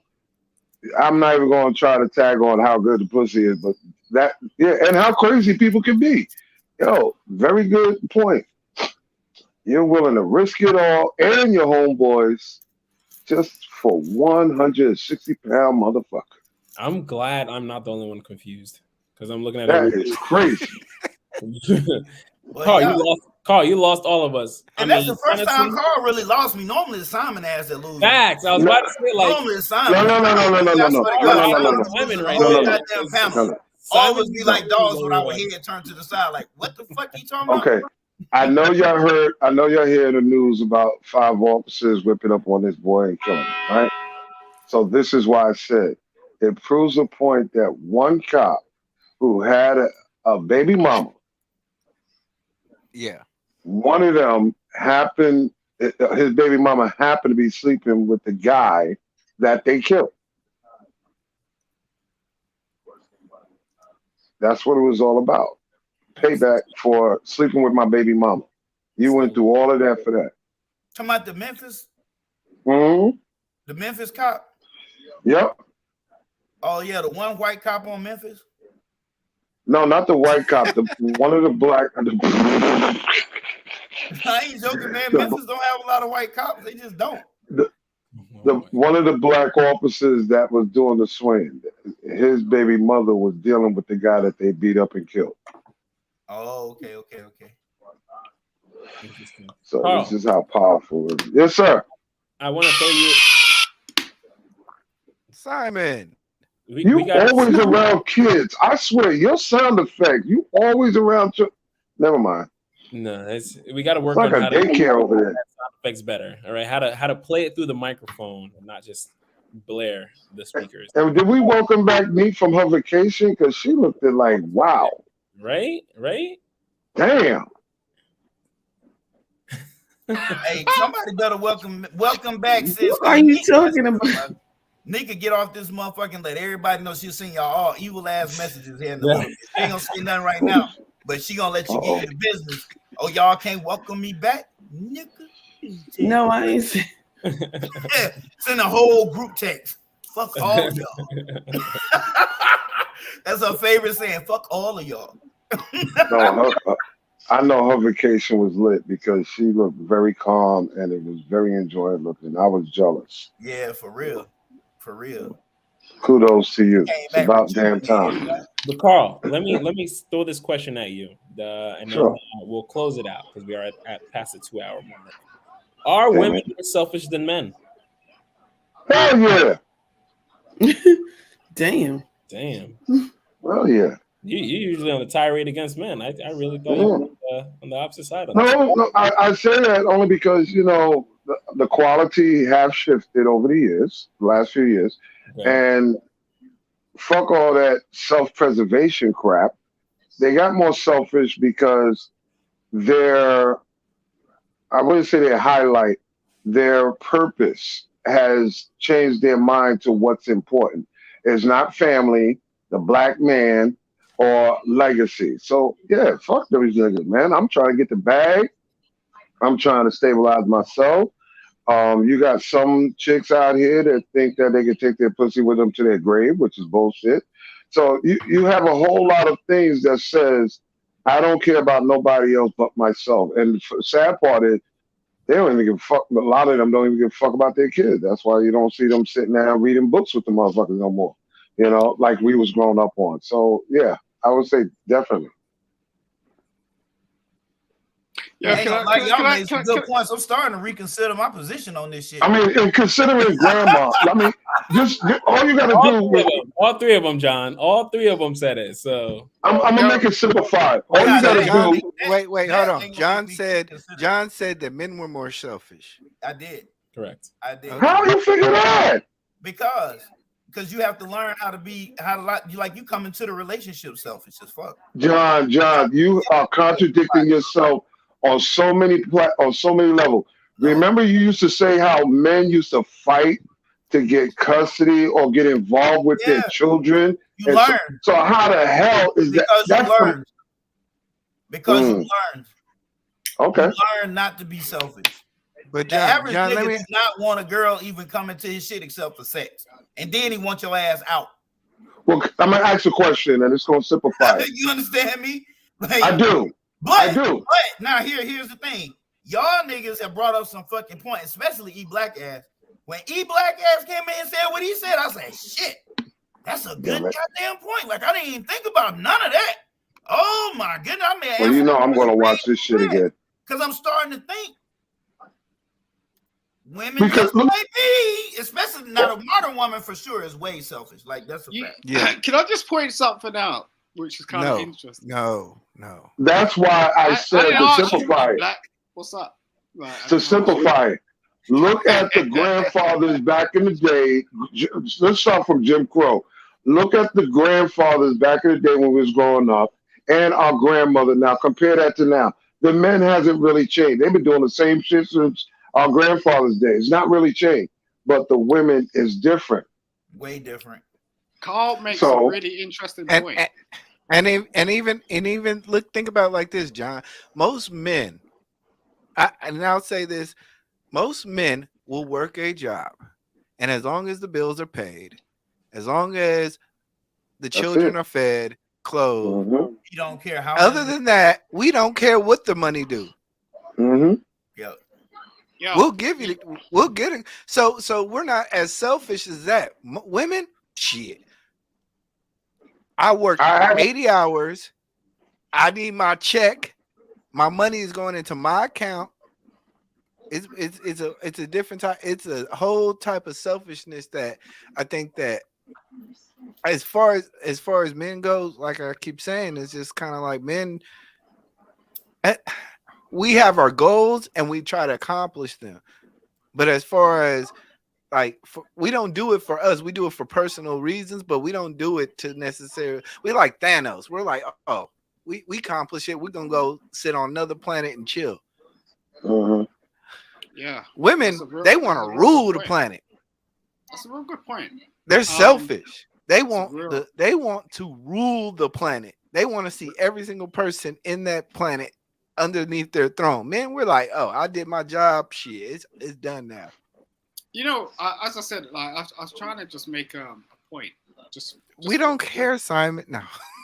No, you're entitled to your opinion, E Black, and there's a reason why the Blooming Ebony has chimed off, because throughout this whole conversation, she's been chilling and eating, and we've been going in masculine, like cavemen, and chomping up the bones. Don't do that, Simon, because you know she always does that, and we always welcome her opinion. And she gets involved very well. No. Wait a second. Everybody's used to being around men. If anyone is watching this, right, especially females, they will see what's going on. And this is what goes on in multiple platforms. It's like the men go in, right? And you're not actually paying attention to the woman that's supposed to be the woman. Okay, Derek Jackson, like I'm saying, it doesn't change a damn thing what I said. Women have gotten selfish in their individuality over the years, because if you compared it to our grandmothers, a lot of these women can't even measure up to that. But the men, Papa was a Rolling Stone, cheated, had girlfriends, that shit ain't nothing changed since back then till now. We have not really changed.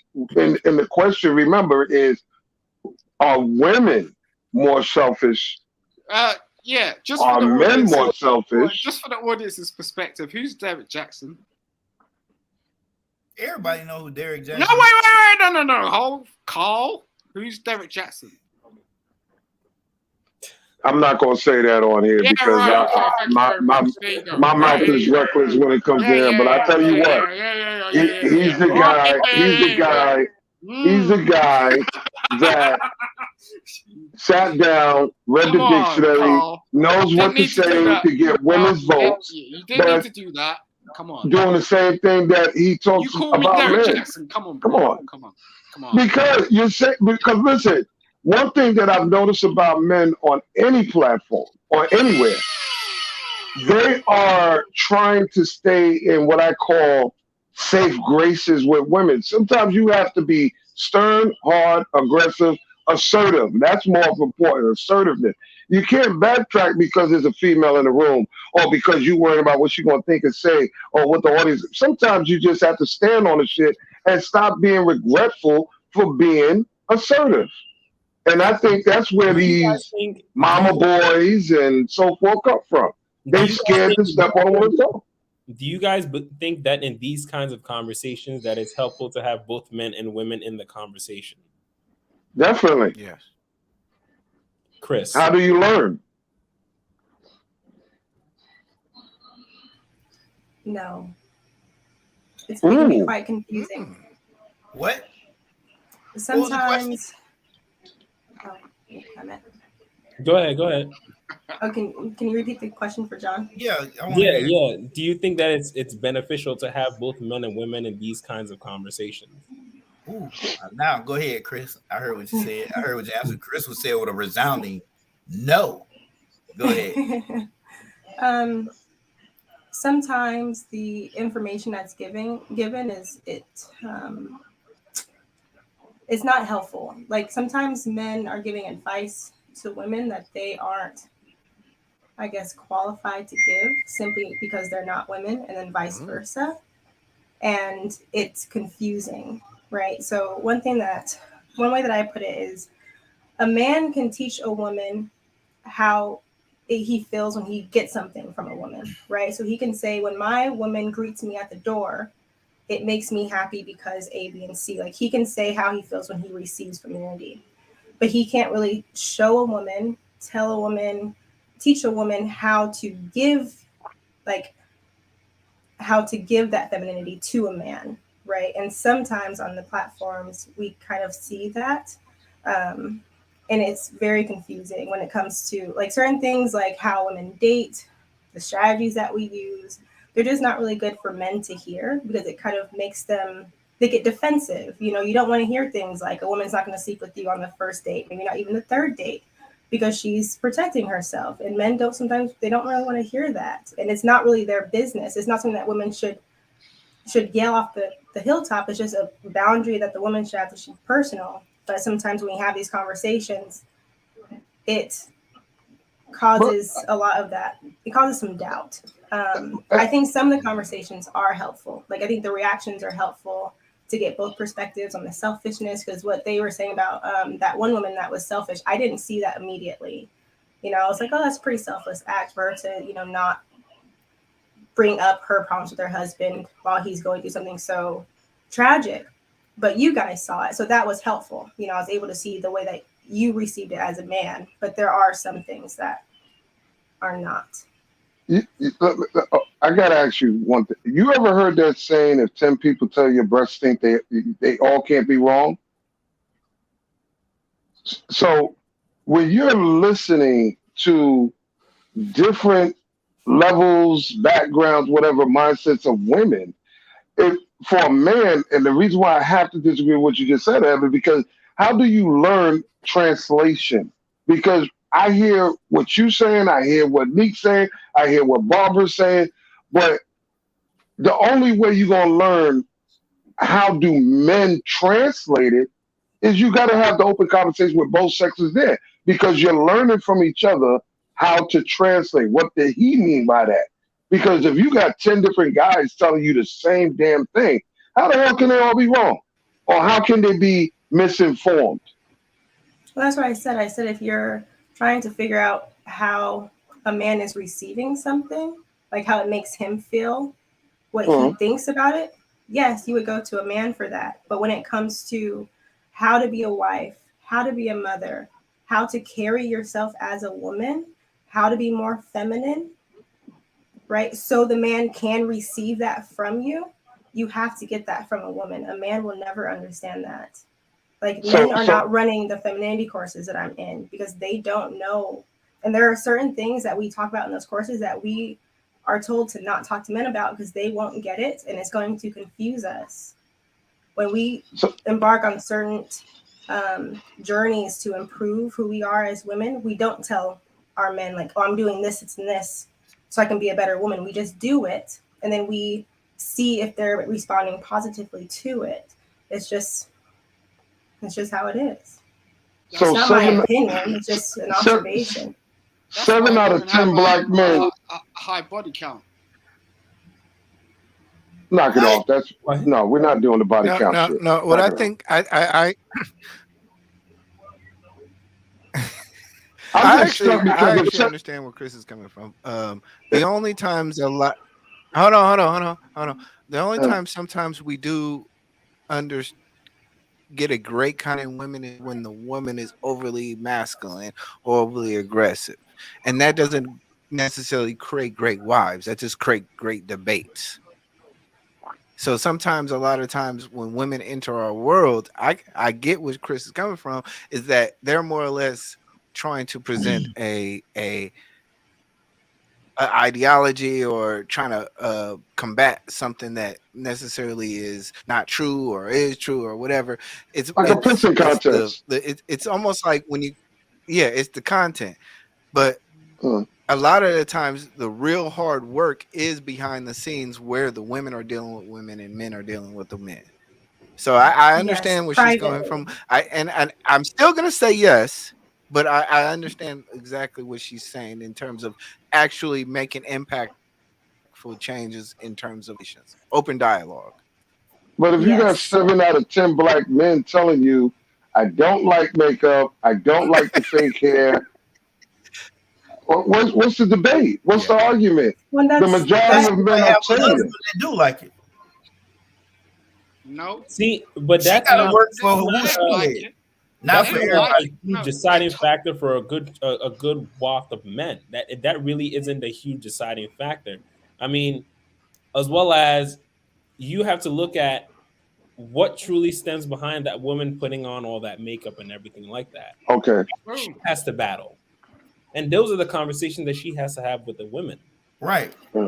Like that's what needs to be broken down. But when men and women come together in these conversations, this is why I thought this would be a good one. When men and women come together in these conversations, a lot of times, men, we haven't really been heard for such a long time that we want to say what it is that we want to say. And the second a woman says something, we want to instantly find a counter to that.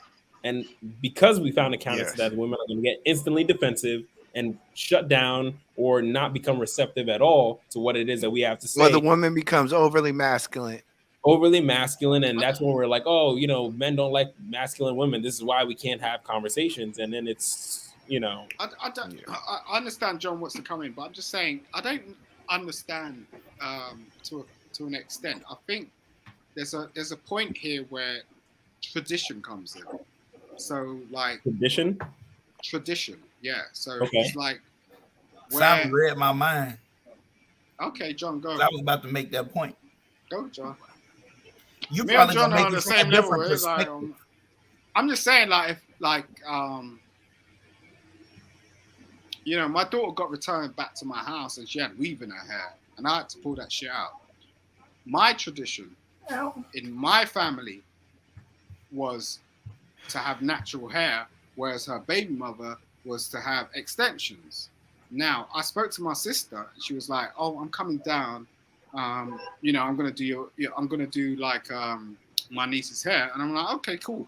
First thing she said to me was like, "Oh, I went to the shop and I bought some extensions," and I was like, "No, you can't do that. You can't put that in her hair." So it's like that was just my tradition, and this is my sister. So it's a whole juxtaposition that comes with the black culture in terms of understanding where we're coming from, what we want to be. And the thing about it is like our family is our family, and that's what boils it. You know, it boils down to that. Now we may have Who certain wants to respect it versus who don't want to respect it. exactly now we may have some external connections, and it's like, okay, yeah, you want to rock me, understand where I'm coming from, and that's the fact. Now I'll be with you forever, bro. If you want to bounce me, and I ain't even playing that shit with them other dudes that want to come in or them other girls that want to come in, but just respect what's going on. But when we come back to that, yeah. What Chris was saying though, she's saying that, and if I'm saying it wrong, Chris, please correct me. If you're not a woman, shut the hell up because you don't know unless you're actually a woman. And I asked somebody this question before. If I got up tomorrow and went to college and started studying to be a GYN, I can't tell a woman about her body. Wait a minute, I just spent years in college and so forth learning this stuff. So how the hell can you tell me not to speak about something because I don't have a vagina?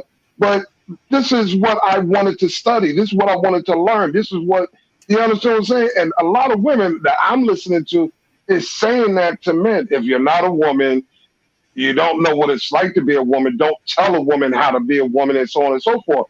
But wait a minute. Some of us guys been around the block enough and been around enough women, enough observation and so forth. We can tell you more than you think about your own damn self. So I think oversimplified. Yes. So like I gave more context.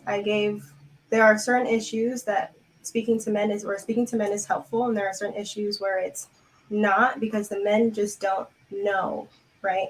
So in that case, like I do think that some women weaponize it, like they just don't want to hear what the men have to say, and then so they will pull the gender card, very similar to how black people pull the black card. You're not white or you're not black, so you can't tell me anything about, you know, like we hear that all the time. Why do you think men don't know?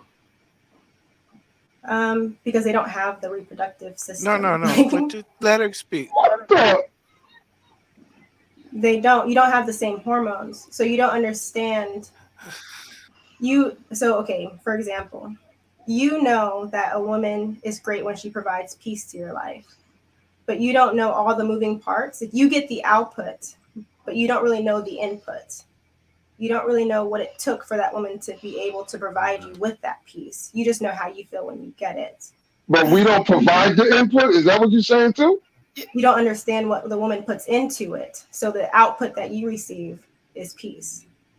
Right, I get that part, but we provide as men, protectors and provide. We also provide. That's not what I mean. I'm not saying provide as in like financial. No, I'm not talking about financial and all that. We also provide. We also provide stability and peace as well, because if I come into a home and I'm not making you happy. Wait, hold on. Let me. I wouldn't understand how. So basically, what I receive is the final output. So I see the end result. I don't see all the moving parts. Awesome. You know, I may not see when you're trying to bring me peace. I may not see the deep breaths that you're taking in the car to be able to walk in and deal with the household. I don't Right. see the conversation you have with your boss so you can keep your job. I don't see all of that. You Okay. know innately how you're supposed to move as a man, so I get the life that you want me to have. But I will never understand how you do it because I Right. can't fathom it. I can't fathom the You ain't pressure. walking in my I shoes can't during fathom every the moment. Right. stress. I can't Right. fathom the anxiety that men go through because my body is not equipped to deal with it. There are certain Got things you. that I do as a feminine woman that men will never get. So the things that I offer to a man, I had to learn this from my mother. I had to learn this from other women, right? I call my sister and I say, how do you manage your household? I'm behind on laundry. I wouldn't call a man and ask him that. How do you manage your household? I need help with this, this, and this. How are some ways that I can, just bring the spark back in my relationship as a woman, not as a man? There are certain things that men need from us, and we have to figure out how to give it to you because what you're seeing is not what we put in. So all the puzzle pieces, I'm getting those from women, and you're getting the final puzzle, and you're saying, I like this. And then now what I'm getting from a man is I'm saying, okay, when I do this for you, how does it make you feel? Do you like this? Do you enjoy it? Are there tweaks that I should make? And you're saying, yes, I would prefer if you did this, or no, I like when you do this. And that's what I'm getting from men. That's really helpful. And that's what can be helpful on these panels. When men say we prefer to see women with their natural hair, that's probably helpful for a lot of women who had no idea, right? They're wearing the weaves and they're not thinking, oh, actually, I don't need this. So now they're probably going to make some changes. So that was helpful, but how they make the changes, they're probably gonna get that from a woman. Okay, how can I, well, you also went natural, you were weave, how can I do this? What type of style should I wear with my hair type? Men don't know difference between 4A and 3C hair. No. You know what I mean? This is why I'm trying. When you said that, that's why I instantly snapped and said, "Wait a minute, how many male hairdressers are there out here now? Doing females' hair? You understand what I'm saying? You do have men that have learned what y'all go through as far as other recipe. women had to go to them and then tell other women that they were actually good still. Like even that situation, you're asking I'm still other women, not going you went to a hairdresser. Wait, what I'm still not getting my hair cut by a female. I don't care how. I'm sorry. I just want. I'm not getting my hair cut by a female. That's my point. A female is cutting a male's hair. No. You got men that's doing females' hair. Your point is the opposite. A man can learn. A man can learn how to do women's hair, and I'm saying I don't care how much a woman has learned how to do a man's hair. I'm going to reject it based on my traditional values of barbership. So would you let a woman change your oil or your brakes when you go to the mechanic? Oh, now you're moving the goalpost. But go ahead. No, I'm not moving it. It's just that it's bro. I want to make sure I understand this. So y'all can let me know. Let John go real quick. Yeah, man. Okay. You see it when we was growing up, and this is why, change is good in some regards, but sometimes you need to, if it ain't broke, don't fucking fix it, because it wasn't shit broke with the way we did shit. But men stayed with men and women stayed with women. That's the way. That's why shit don't work no more. It's in the Bible. There are gender fucking roles. There's fucking organization in a fucking relationship.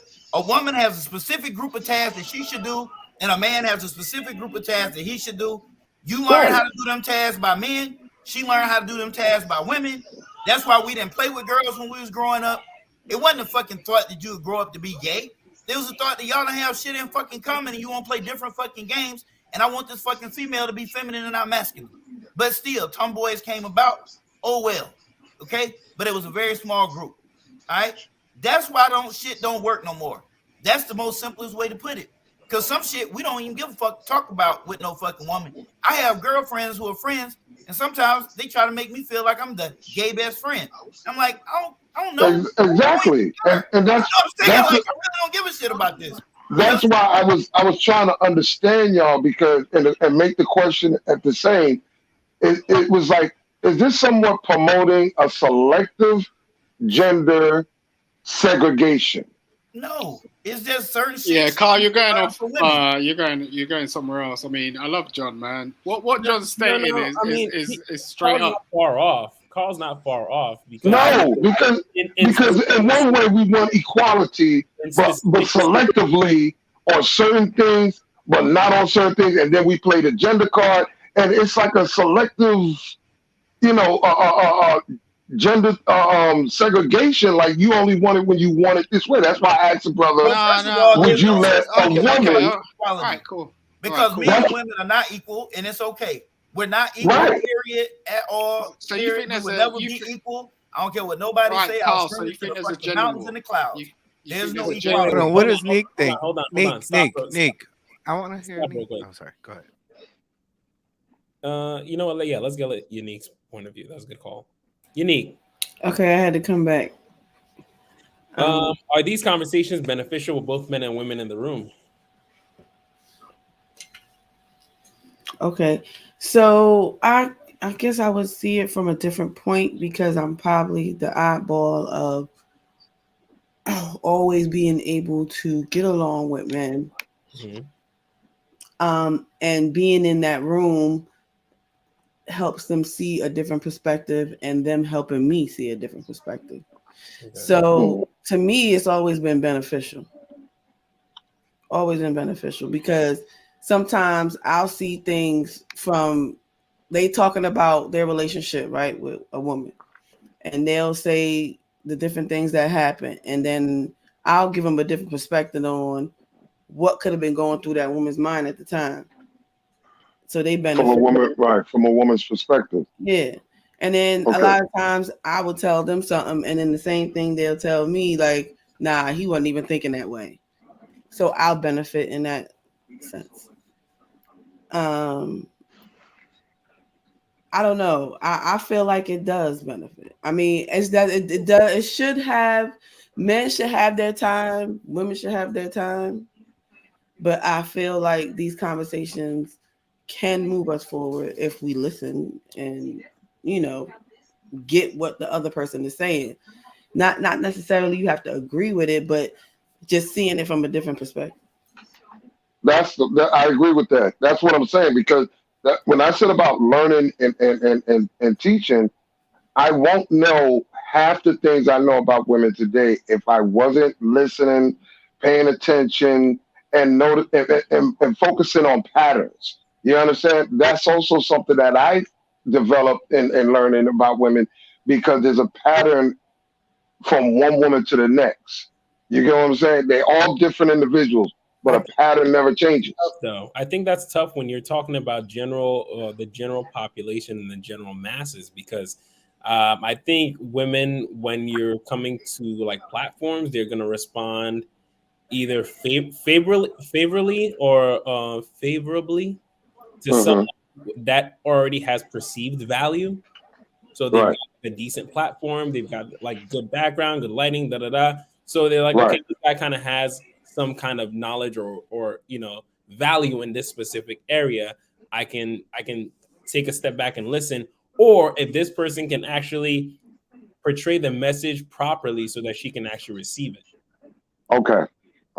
Most of the time in conversations, the message is not being portrayed properly for the other side to receive it. So it goes back to what I said about translation, learning how to understand when men say something, they're not saying it to be harsh or attacking. It's a translation. Give an example. I hear a lot of women say the word, "Oh, he's aggressive." No, he's assertive. So understanding the difference between the two. Correct. And as well as on the opposite side, men also have to understand, no matter how right what I say is, if she's not going to hear it in a good light, then it's falling on deaf ears. Okay. If the words are too harsh, if the words aren't catered well enough, obviously there is a way to tell the truth while still not hitting them over the head. Someone always told me you gotta kiss, punch, kiss.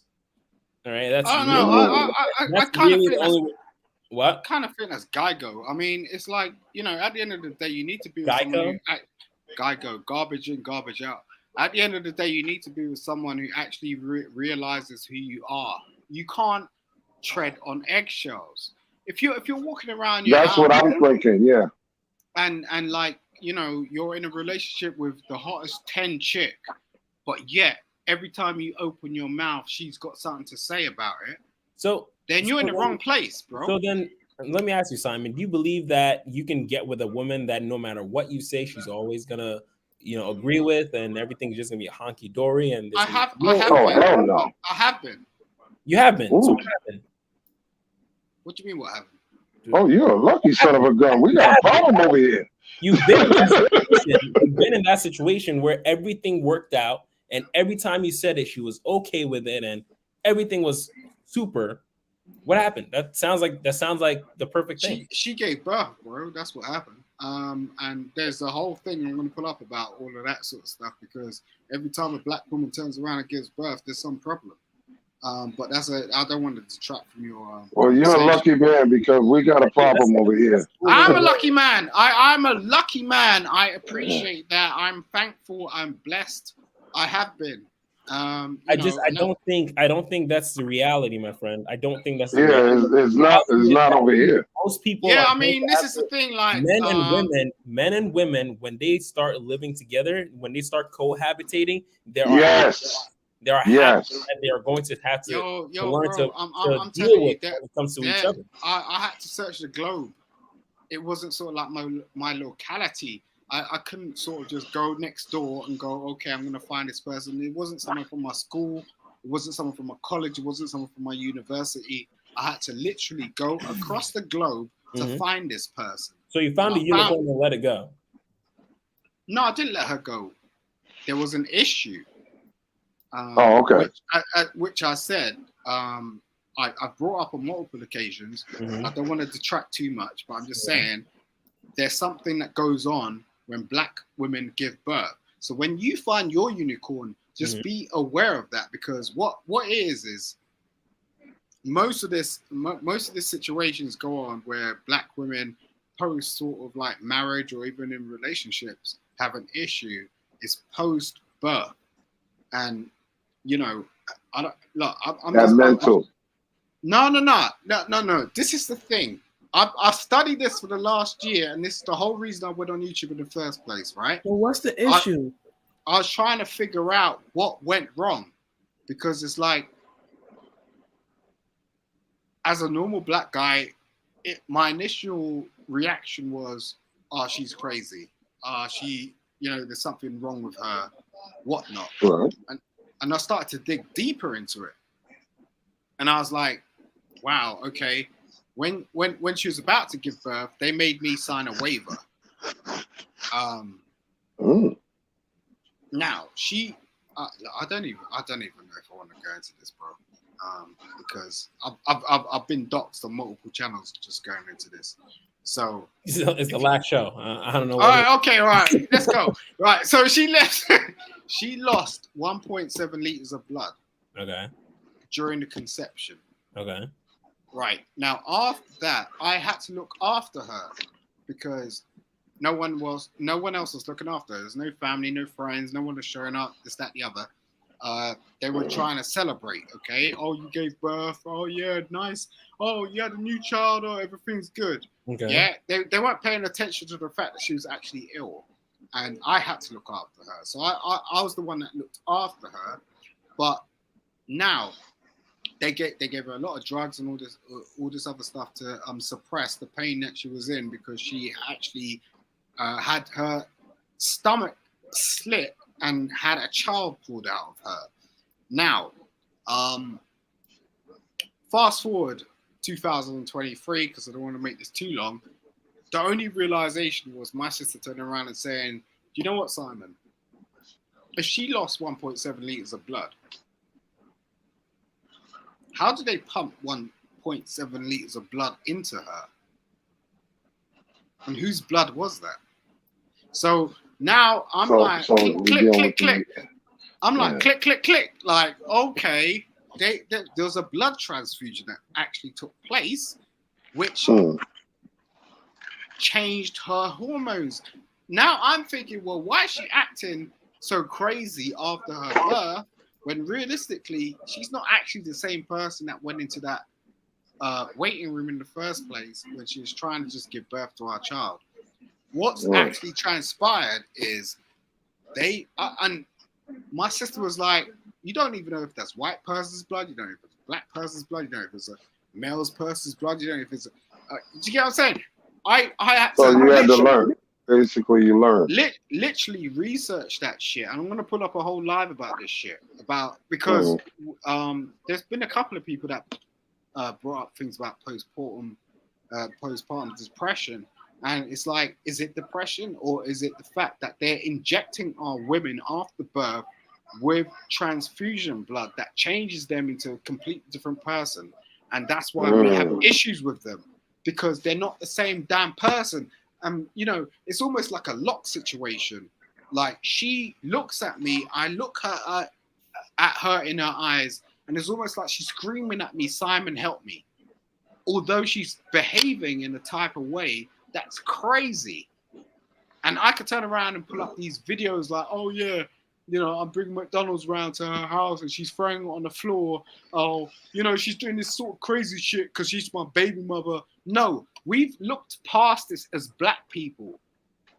The fact that because we didn't know. Hold up, Carl. We're overlooking our black women that are going through this shit. At the end of the day, like, they don't know, we don't know. We're not talking about it, right?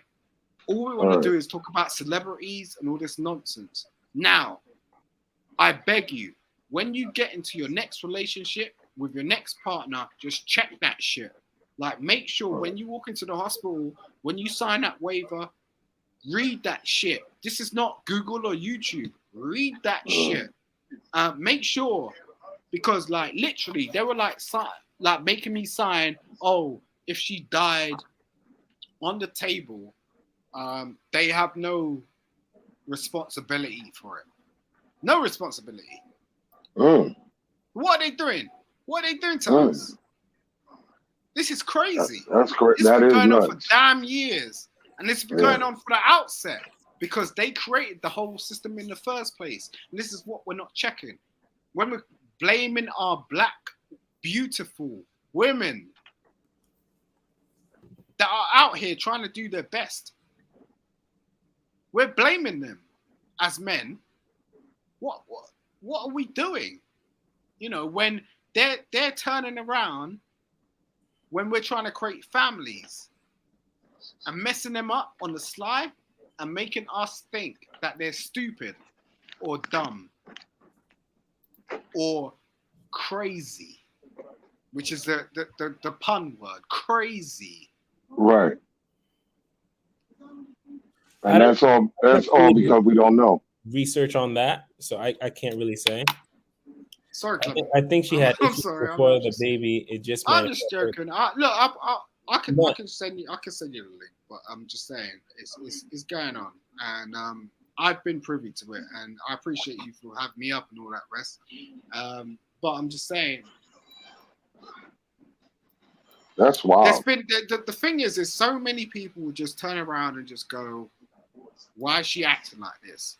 Why aren't you doing this? Like, why aren't you kicking her out? Why aren't you? Do you get what I'm saying? And it's like, as black people, I have to sort of sit back and think, is it her fault? Because there was no, we got on before. We had a 10-year-long marriage. You're not talking about 3 months, 6 months, 10 years. Nothing was wrong until she walked into that hospital. And then I start speaking to my sisters. I start speaking to my sisters' friends. They're all experiencing the same stuff. Oh, after the birth, there was a problem. After the birth, there was a problem. That's crazy, and I'm glad you mentioned it because I personally wouldn't even see that coming because, like you said, our face value is, oh, she's crazy, something wrong. But we have to take more effort in learning. You know what I'm saying? Like you said, you know, you was this way before you went in, and now you're a different person. Nobody would even think twice to say, oh, well, maybe because you lost blood and you had new blood put in, which is someone else's, and you don't know what was involved, what was included with that blood, because it's like when you're talking about a blood transfusion, you're also talking about a DNA transfusion in a way, because you are getting somebody else's DNA in that blood. So it's not like it's, isolated. So that's very deep that you brought that up. Yeah, it's only my sister that like sort of brought it to my attention, because it was like, okay, you got a blood transfusion going on. Now, what blood are they pumping into you? And then what happens after the matter? So it's like, that could be anyone's DNA. So that changes your whole personality. Now we're talking about hormones. Females in particular are hormonal. This is a whole problem we have in terms of being men, like in terms of dealing with female hormones. And it's like, we can't even deal with it on a basis that, they just lived a good life. So now, if they're going through this circumstance and they're being changed by something that we have no idea about, but they do. But this is what I would make the point with Chris, is that this is something that men can learn. I'm trying not to be dismissive to think that men do not take the time out. There are some men out here that are taking the time out to actually learn as much as they can, as deep as they can, about women, what they go through, what they think, and how did this come about, and so on and so forth. I don't want to dismiss it, because some of us out here, I know me, I'm very curious. It's like with me, I'm a sponge when it comes to women. I want to know as much as I want to, but at the same token, I'm not going to dismiss patterns, because if I notice different personalities, like these guys be talking about poly relationships, that's float your boat, but you're still dealing with multiple different personalities. I'm trying to see if there's a common denominator, a common pattern, and if there is no pattern, now I learned something new. You know what I'm saying? Which goes back to what I was saying about the guy that's hanging out on the corner, smoking 40s, drinking 40s and so forth, is not the same guy at the golf course. But if there's no pattern to connect the two, then now I learn there's the basic man, there's the dollar store dude, you know what I'm saying? The metrosexual man. I learn these things because I'm taking the time out to study. I'm taking the time out to learn and try to take away something that can help even other people, for that fact, because that's what you're doing. When you take what you just said about the young lady with the transfusion, someone else now is learning something from that story. All right, and they can pass it on to somebody else. John? I'm sorry. John? All right, so this is the last thing I'm going to say about the whole male, female, and, basically male and female spaces, right? A gynecologist specializes. I mean, when I say specialized, I mean their residency is over 4 years, sometimes maybe even 5. So they specialize in them, but the female. They understand the chemical makeup, the hormones, all of that. But they have some of the most unsuccessful rates of marriage of anybody. Now they understand the physiological makeup of a woman. Get it? When sometimes a woman, we already know that most women listen to respond, they do not listen to understand. So with that taken into account, sometimes it's just better left in the hands of another woman so that she can be responsive to it and that she will understand from it. Now, can we learn the physiological makeup? Sure. Can we learn how it, but that doesn't mean, like, I'm trained to deal with various levels of trauma in a therapeutic setting, but that does not mean that a woman wants to talk to me if she's been raped. More than likely, she will not want to talk to me if she's experienced sexual assault in any manner, because her assailant, I become a trigger at that point, and I should recuse myself from this particular case and not try to be overbearing and take on the case because I I can empathize or speak and calm her, anything. I can have all these skills, but that doesn't mean she's going to receive the therapy, because our first tenet is to do no harm. And in this case, I may not be the best person for her to talk to, because I'm also acting as a trigger. I'm big, I'm tall. I don't know what her assailant was like.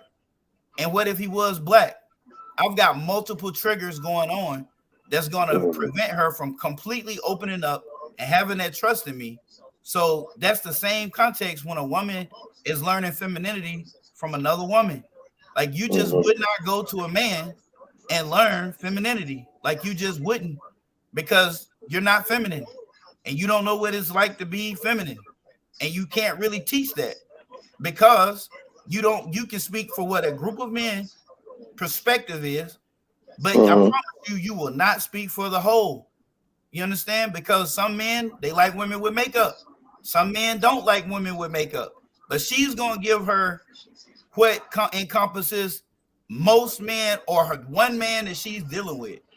That's what the kind of advice that she's going to give her, where we may give her something that, to be honest with you, we won't get out of our own way to stop that physical attraction between us and her, to give her advice that's going to help her relationship. It's actually going to be advice that's going to benefit us, to be honest with you. Yeah. We're going to keep everything 100, keep it a buck. That's really what's going to happen. That's what you're talking about, the self-serving advice. Yeah. Yeah. That's where male friends come in. I mean, a lot of times male friends giving self-serving advice. Just in case she ever, because we all sit in the shadows.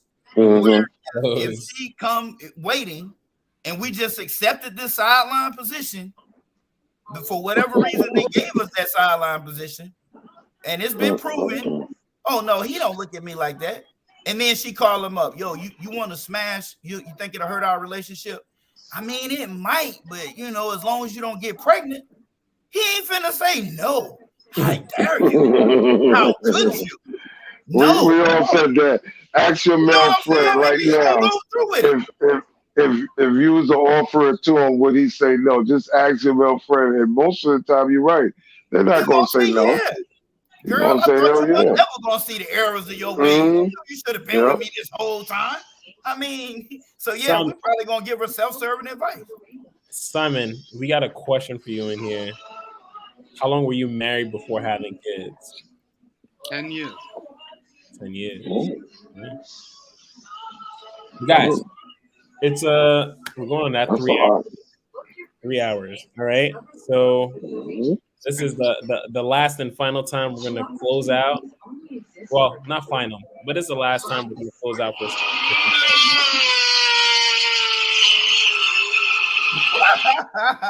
And hopefully by the time we come back, Simon will have learned to fix his audio so it doesn't screech on people. No, that's intentional. Simon is doing that intentionally. We gotta learn to fix his audio. Simon knows about audio. He's in the music. He was involved in the music industry. Simon's doing that intentionally. He uses virtual cables. Just stop being a snitch, John. Come on. He uses virtual cables. All right. It's called an adult tantrum. That's what it's called. You can do it on IG, man. Do the tantrum on IG, man. Oh, Simon, you have my number, don't you? No. Okay. Point in the back chat. Yeah, look, listen, bro. I'm gonna come and see you for real. Like, I ain't even playing. Like, there's I don't even want to go bad on these. There's only certain real people on this panel, man. And certain things is going to happen in the next couple of years. And it's going to be what it is. And look, don't blame me. Like, I'm just saying, like, I warn these people. I talk to them people. I try to tell them over and over again.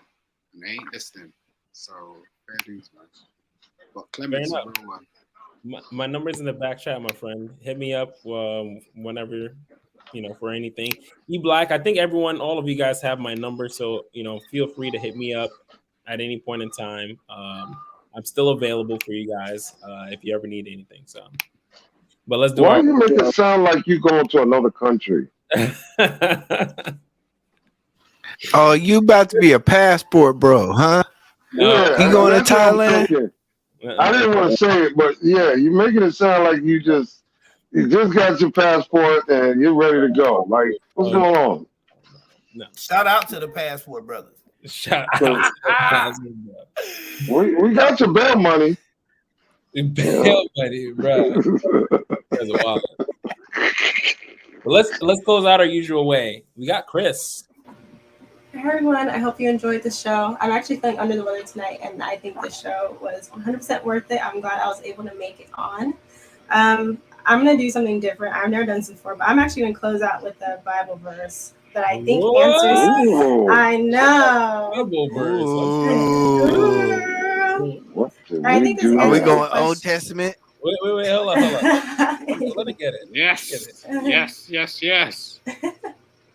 The reason why I'm going to close out with this is because I think there are a few platforms that I think are helpful for women, but at the same time, I think that there's some confusion. I was having a conversation with a woman today about this confusion, actually.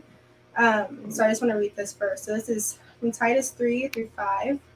It says, likewise, let the older women be reverent in behavior, not slanderous, not enslaved to a lot of wine, teachers of what is good, so that they may advise the younger women to love their husbands, to love their children, to be sound in mind, chaste, working at home, good, subjecting themselves to their own husbands, so that the word of God may not be spoken abusively.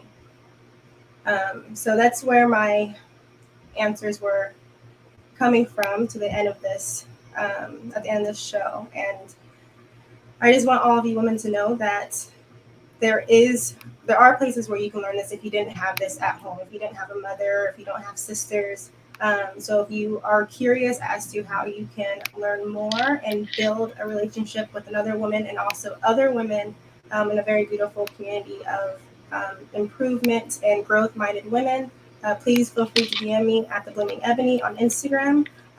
My blog is wrapping up. I'm finishing my last post, so that will be available. And I also have some other things available as well. So I won't be on the CKQ podcast on Tuesdays for quite some time, but you can definitely find me on Instagram if you ever need anything. Thanks to CKQ for having this lovely podcast. I hope that it comes back soon and it's not too much of a bit, but I really enjoyed sitting on here with all the panelists. And I wish you all the happiest of blooming. Yay! That was a great verse. Yes, the word. You made Rosa very happy over there. Hey, so I really enjoyed tonight's conversation. I enjoy all the conversations, and I'm gonna miss, having that Tuesday night fellowship, because that's the way I look at it. It's a fellowship where we meet and we discuss and we debate some, but in the end, we all come back together and we have a good show. And I'm gonna miss that. And I second what Ebony said.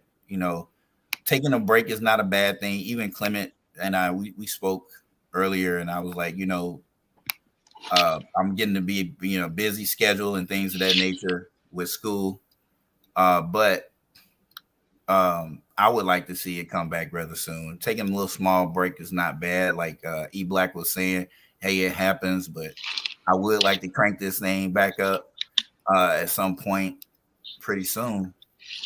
But y'all can find me at behavioral_consultant on IG. And y'all can inbox me so we can debate, because I ain't got no place to debate no more. I got that off my chest. I'm good. Go to the next person. Oh. How did you do that? That's amazing. How did you do that? That's amazing. I'm shaking my head with you. Yeah. People got some real talent up in here, man. Good. Yeah, real talent. Talk to me. Wow. That's serious. So in the end, I feel like it's not just how men and women can't, really know what that other person is going through. I feel like it's anybody. I feel like all of us sat here and listened to things, and everybody experienced it in their own way. So in relationships, that person will never ever be able to experience how you experience them and vice versa. So just remember that when you want to get upset, pop off, or get angry or become aggressive, see a different perspective. Know that that person is experiencing you in a totally different way than you are experiencing them, and just try to empathize with that. I'm going to miss CKQ on Tuesdays, but I need to focus on school myself. So even though I'm sad, I do need this time to focus on that. So thanks for coming by, everybody, and we'll be back. Peace. Yay!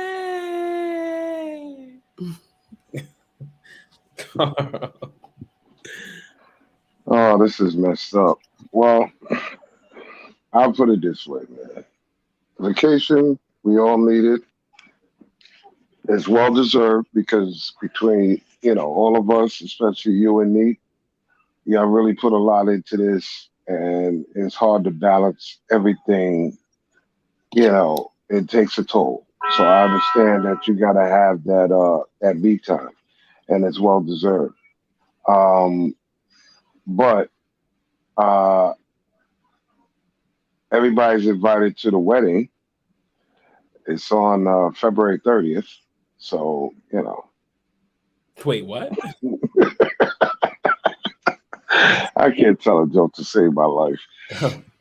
28 days in February, and I'm always saying something's going to happen on February 30th. But anyway, I'm always here. Like I said, full tank of gas, half a tank of gas. Wherever you go, I go. So I'm all for it, and I doubles the sentiments of what John and Nick said as far as the fellowship and everybody coming together, and each one teach one. So we'll be back. We'll definitely be back, even if I gotta come find some people. We'll be coming back. So Oh yeah. Oh, Confused Rosa too. Okay. Oh shit. Simon, my man.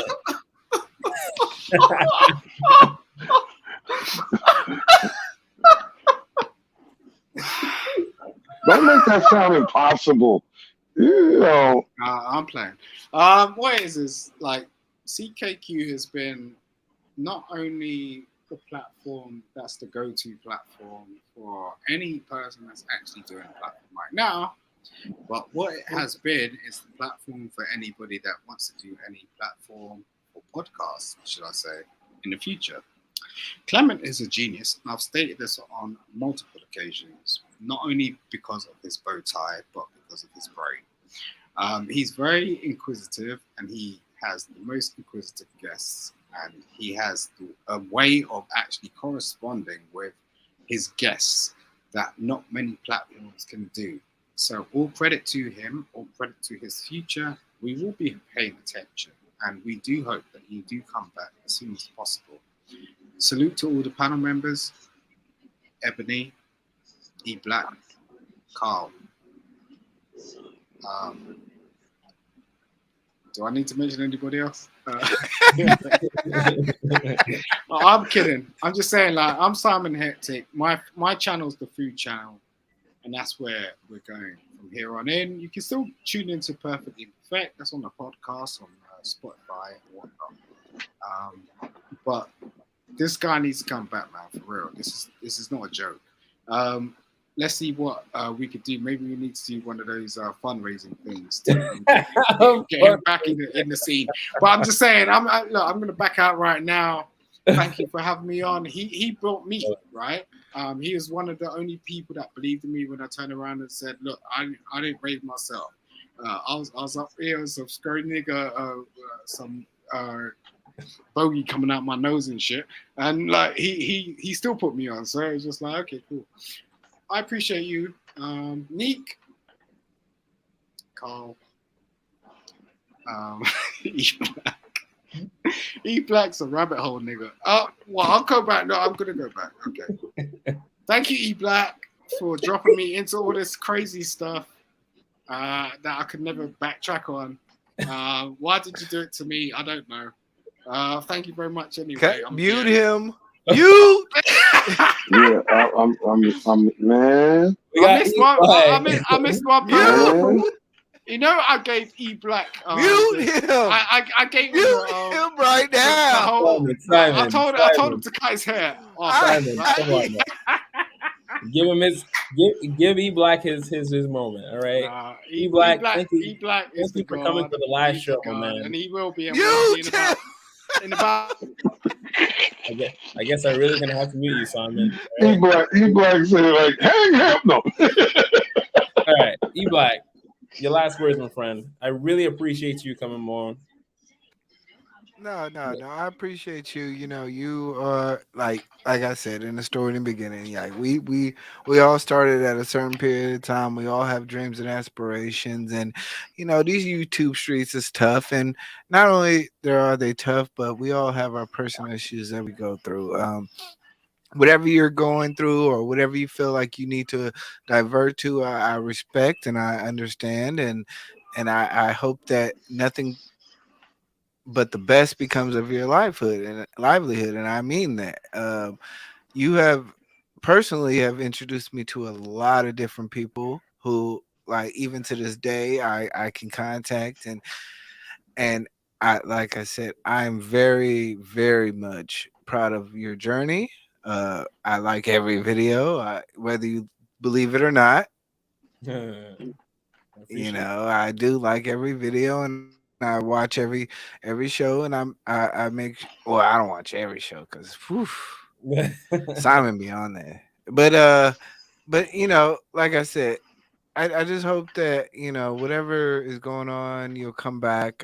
I'm definitely gonna be whenever I feel like going back live, I'm gonna definitely send you out an invite, and I'm hoping that whatever you have going on is prosperous, and I hope that you have fulfillment in it, and you know that's all I gotta say.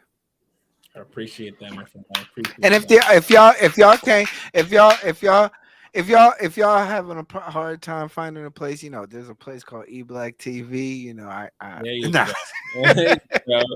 Shout out. Can we give Clement a round No, of Simon. applause? No, we can't do that. We can't give him a round of applause. Well, listen, I've been on YouTube for a little bit of time now, and I've made a lot of different connections, and I've learned a lot from everyone. All of you guys on the panel and other people off the panel as well. I've learned a lot, and I truly appreciate everything that I've learned. This is not a goodbye forever. This is just a ta-ta for now. And we will be back. We will be back at some point. But as for right now, we're going to take a small hiatus and look forward to the next time we all come back. So it's been a show, as usual. It's been a fun, amazing show. And we'll see you all next time. Yeah. Did he exit himself out? You exit yourself out. Okay. Yo. He like, yo, I'm really out of here. Y'all can have Yo. After hours, man. We're going to end. Like, come on. Yo, the passport is real.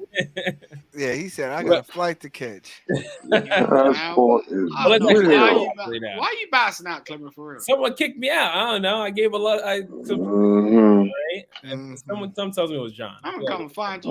He's on the phone. He said, y'all clean this stuff up, man. Y'all pick up them boxes. I'm out. Make some macaroni and cheese. It's like, it's too late for this. You guys have a great rest of your night, all right? I appreciate you all. Right. Love you all. And good night. Peace.